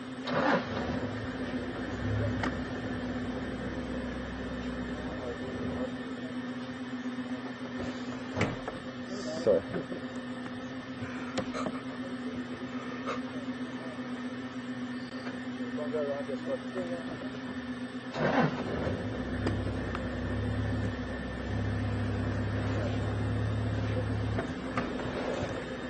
I don't know what it's like in there, but you can try.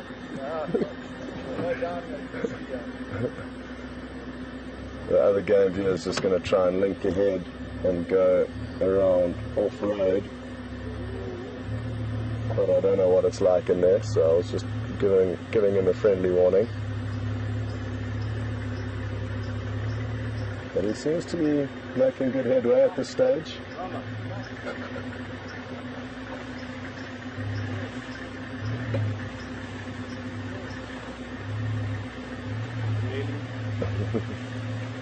So they've made it past unscathed, which is great. And we'll catch up with that pride later.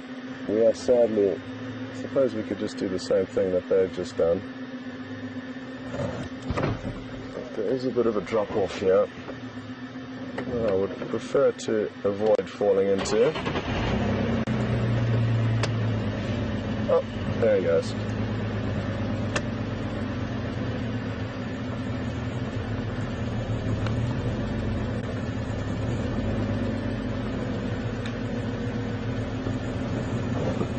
Now, something that's important to know now about me calling this young male lazy earlier. Yes, he may be a little bit lazy, but when it comes to hunting, especially larger prey, he's going to be a huge asset to this pride of lion because of his great size, or considerably larger size than the females. It comes with more strength, and hunting prey like buffalo with a young male like this on your pride is a very fortunate situation to be in. So the pride can consider themselves lucky to have a young, strong male amongst them, because he will certainly contribute when it does become time for action.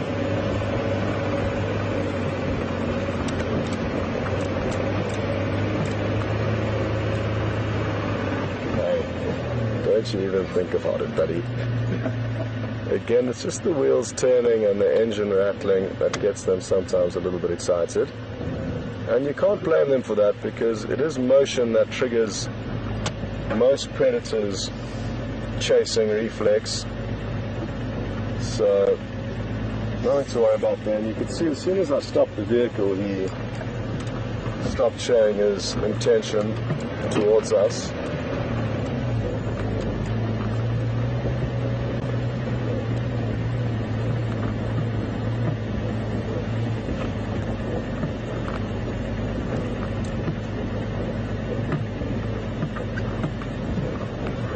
This is a great shot.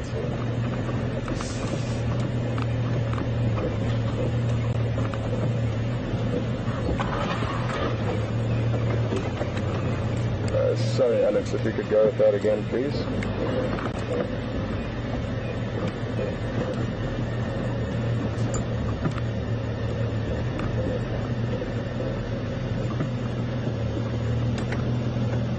Just got a question through from Marianne in Texas asking whether she thinks the male lion was waiting in the road deliberately to protect the females. And I would say the answer to that is no, because if anything, threats would be up ahead, not waiting in an area that they've already passed through. So I would say that it was simply that he was a little bit more lazy than the rest of the pride. He certainly will try and defend members of his pride, not his pride, but the pride that he belongs to, if a fight did occur. But in this scenario, I think it was simply that he was a little bit lazy. and I feel it would be more useful for him to be ahead of the pride, encountering any threats that they may be heading towards, rather than anything that could be coming from behind. Although, having said that, a threat could come from any angle at any stage, so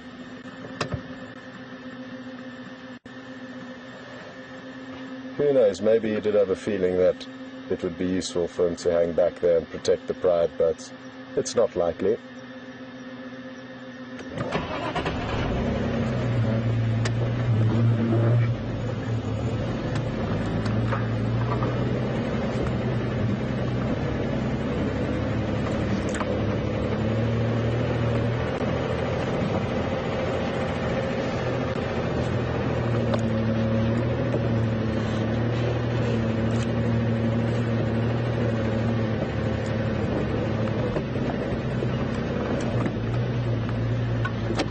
Go ahead, Brent.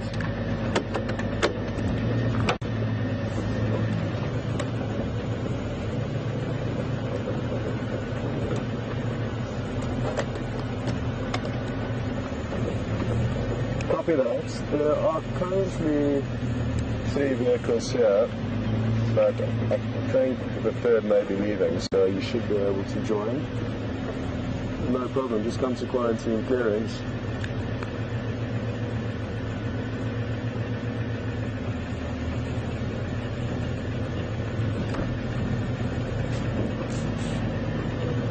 Okay, copy. Well, not to worry.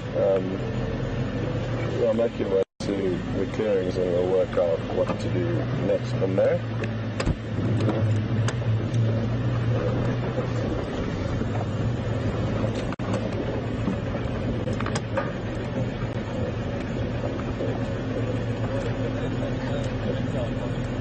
Good evening.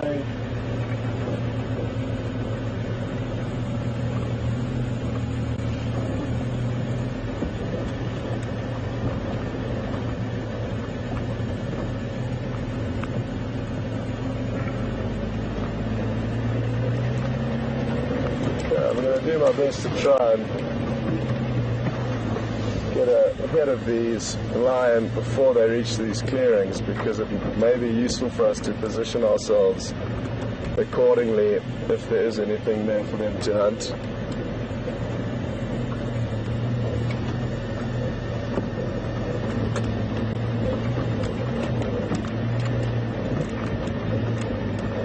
Sorry, Andrew's hanging on for dear life.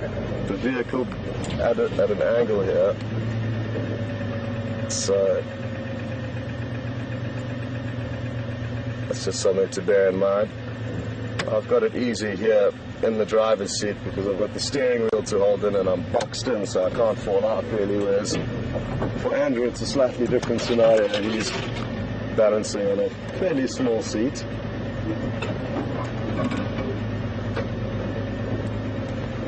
And the good news is Brent is nearby, so he's coming to try and join the sighting, which just offers more angles for us to show you.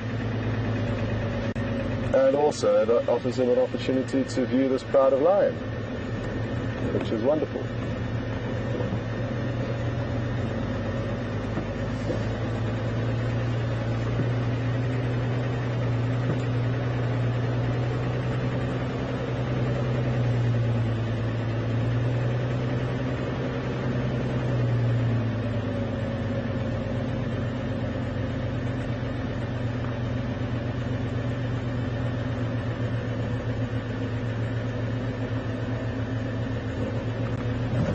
Just got a question through from Nicole in Cape Town. Good evening, Nicole, and welcome on board. Nicole is asking, now look at this behavior from the lioness in front. She's seen something. You can see already she's lowering herself into a stalking position. So there must be something ahead that's caught her attention. And Nicole, I'm going to get back to your question shortly, but I just do need to kind of concentrate on what's going on here, so forgive me for not continuing to answer it now.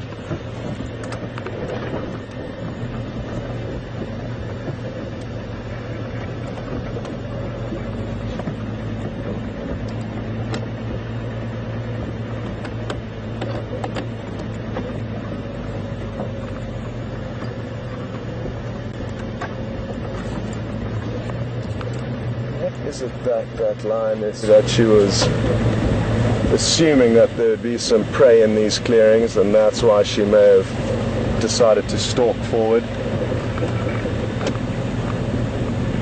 Brent, we're on Philemon's Dip Road, just at the edge of the clearings.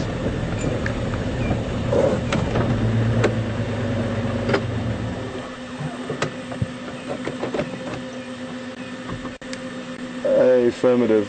It might, in this open clearing, it might, I don't know how much sense it would make for you to be here, but come and have a look, and then maybe we can look for something else. Would the leader or the most high-ranking female be the one who goes first, like this one here? It could well be, Andrew. It could well be. But this does look like a younger lioness. It could sometimes be the hungriest animal that charges forward, but it is a good point and something that is possible. If you stand by somewhere there, Brent, or maybe a bit closer, then I'll hopefully continue past you and then Alex can switch over to you.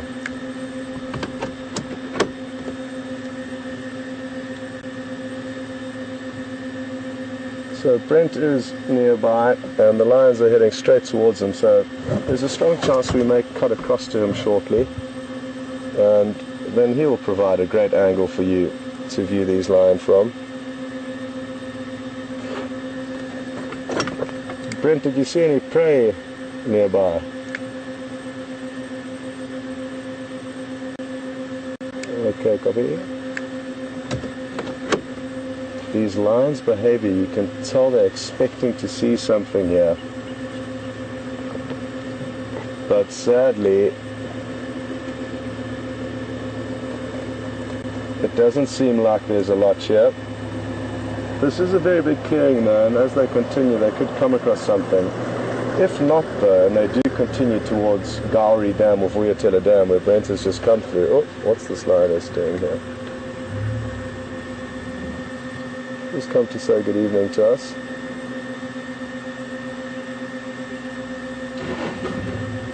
But as I was saying, there are some buffalo bulls at Vuyatela Dam, which is not far from here, half a mile. And I think at this stage we're going to cut across to Brent, and we will catch up with you a bit later.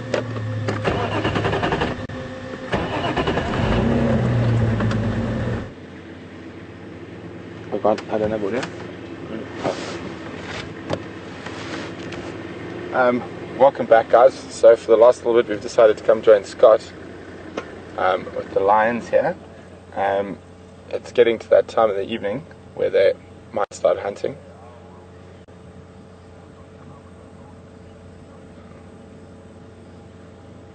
And so it's a good time of the afternoon to be here. It's always better to see mobile lions than sleeping lions. And then you can see Scott in the background.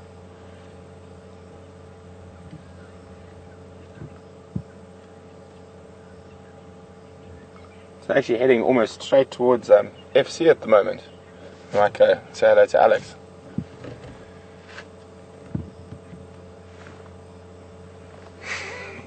Alex just mentioned he might need to close the gates at final control. So the lions might come pay him a visit.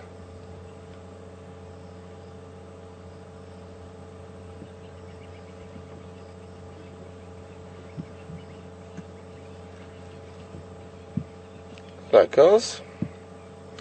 What's she seen in the distance there?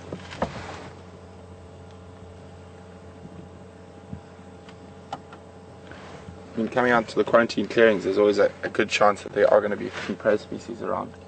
And we know there's some buffalo down at the dam.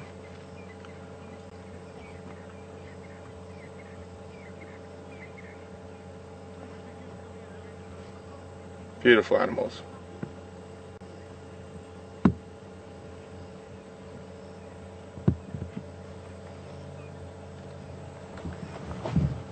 Hello, madam.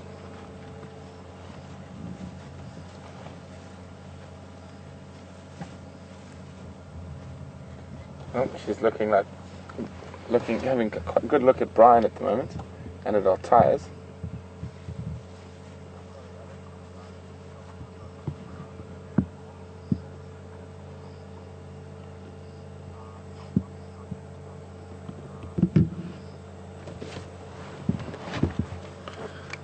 No, nothing.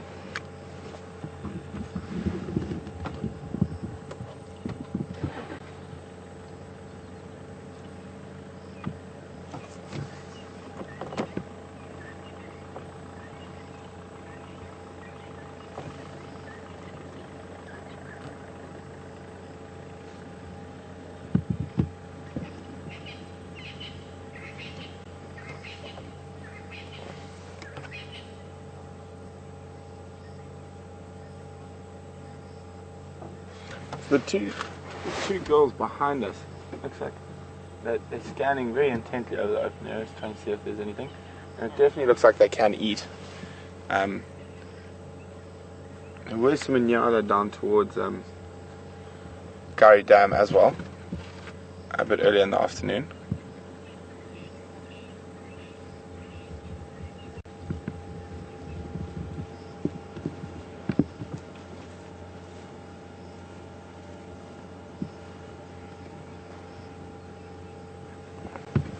Hope one of the cubs coming.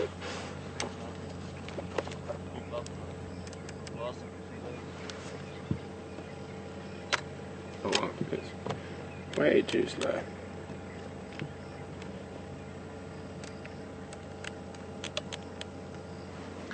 Hello little guys. Very inquisitive as always, like any young animal. Oh, there's TB growth on that one.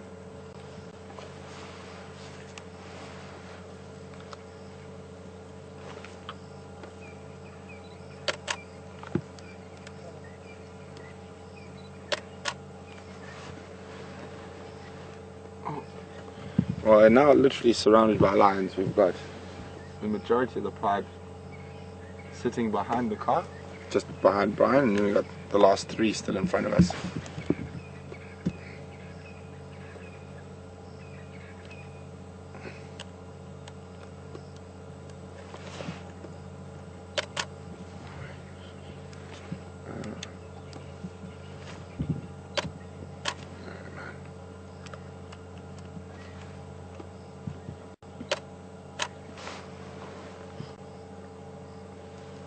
It definitely looks like they might have seen something.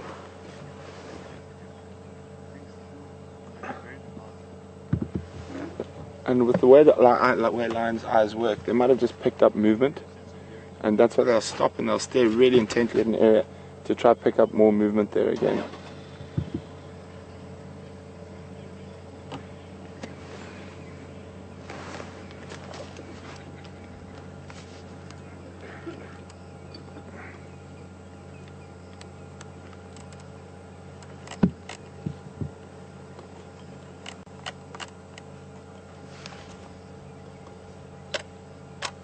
Too slow.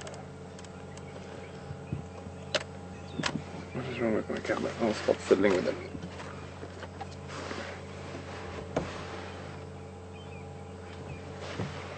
It's listening quite intently as well.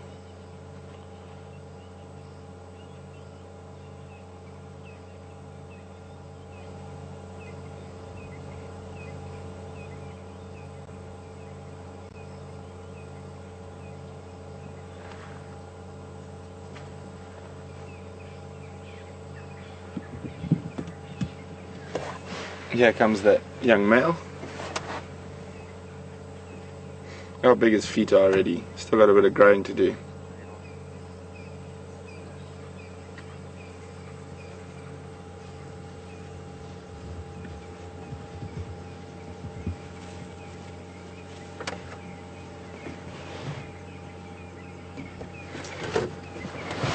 Right, can you just check how close there's anyone lying right behind us before we start up the engine? Okay.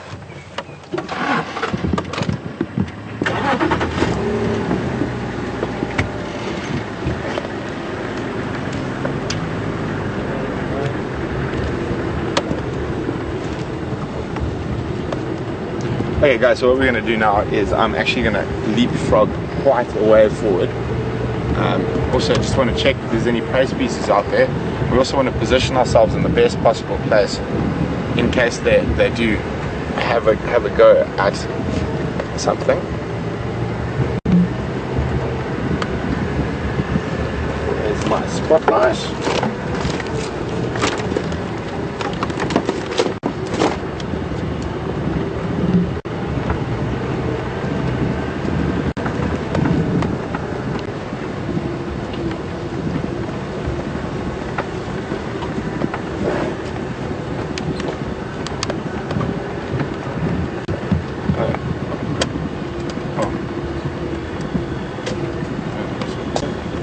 Put the side lights on. Right? I'll turn this off for now. I know what they've seen. I think they've seen Graham.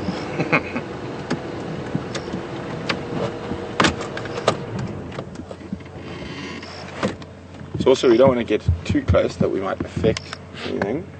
Quick look around. It'll be interesting to see which way they go from here. Whether they go down towards the dam where we know there's a buffalo, or they head out towards the top end of the quarantine clearings.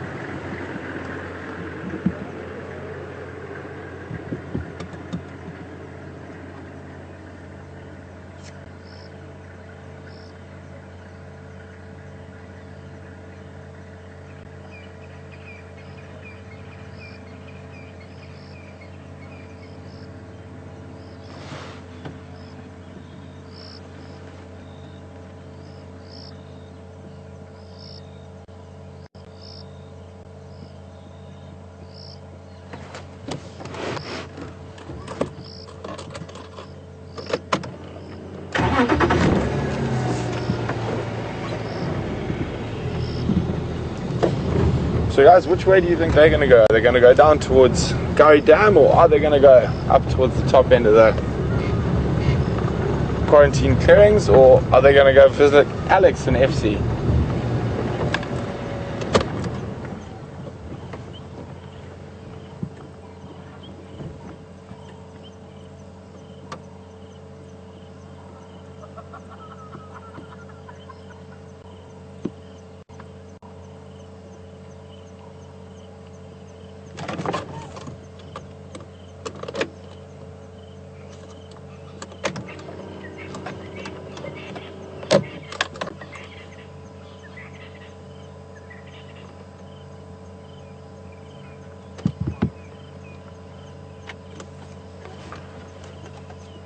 No, nothing, but they are heading.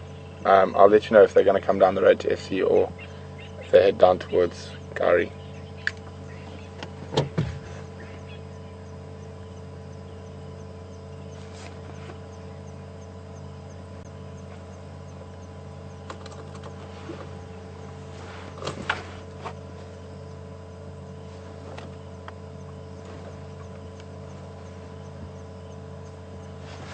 Two vehicles. Scott coming. There's only two vehicles now if you're close by.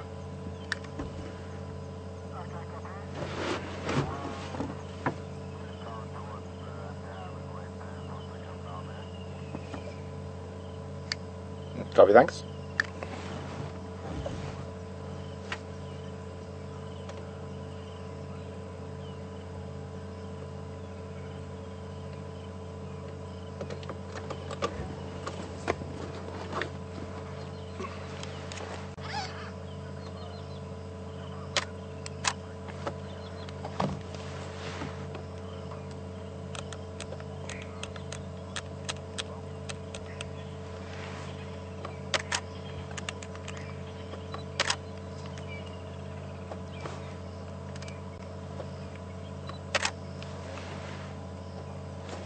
Oh, it's such wonderful being able to photograph lions back there. See, I think they've seen something. If we have a look. What have I done? How do I lose a spotlight? There it is. She's. Oh, that's the young male. There we go.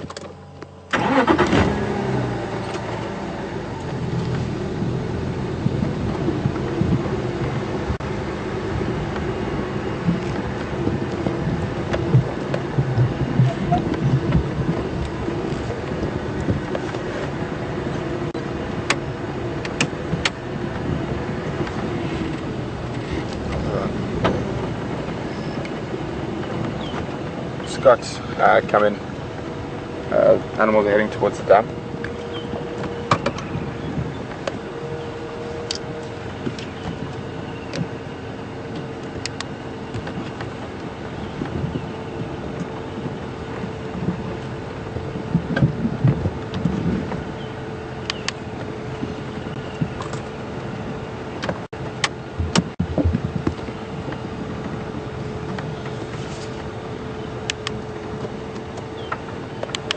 So we've got to be very careful how we use the spotlight when following animals like lions hunting at night, because we don't want to interfere in nature.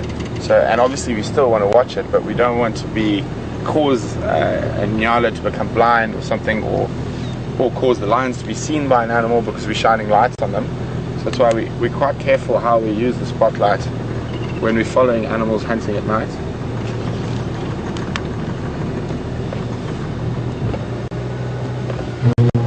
I'm just going to loop around a bit. We're going to lose them for a second, guys. I just want to get ahead of them in case there is something at the dam. So we want to position ourselves in the best possible place to see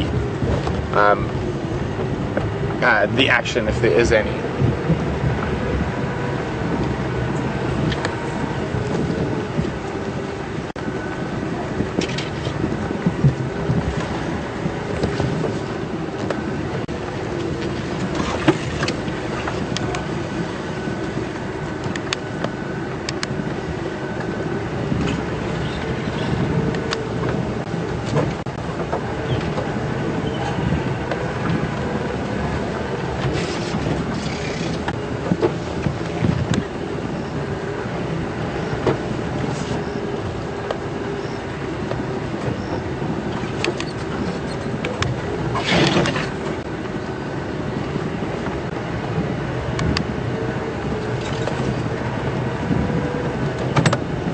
Copy. Let's make sure there's nothing down here. Just remember that buffalo. On our way out here, Brian and I saw a buffalo bull right where Scott is, in front of us there. Now there's lights you see in the distance there. Scott.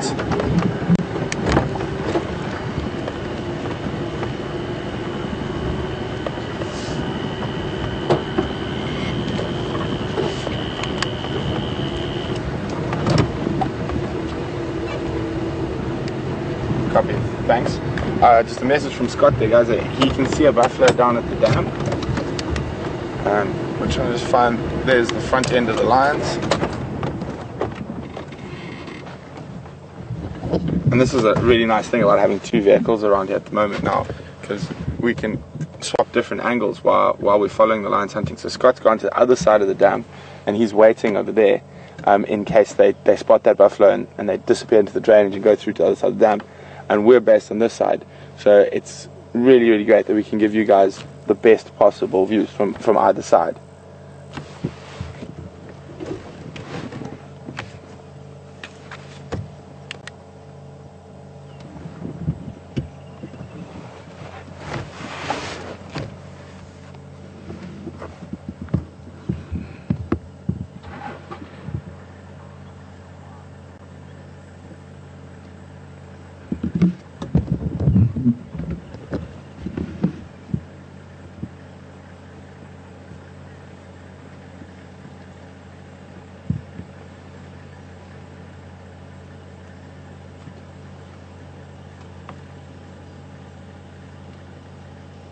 See how his ears are scanning, listening for anything.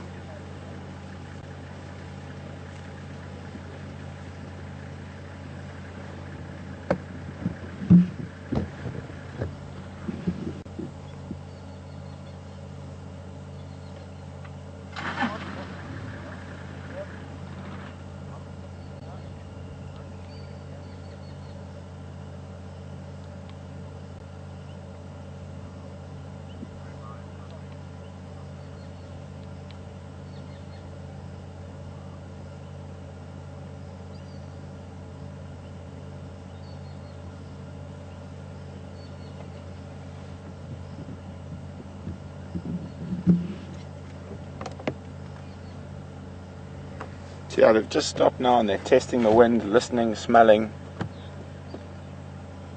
using all their senses to see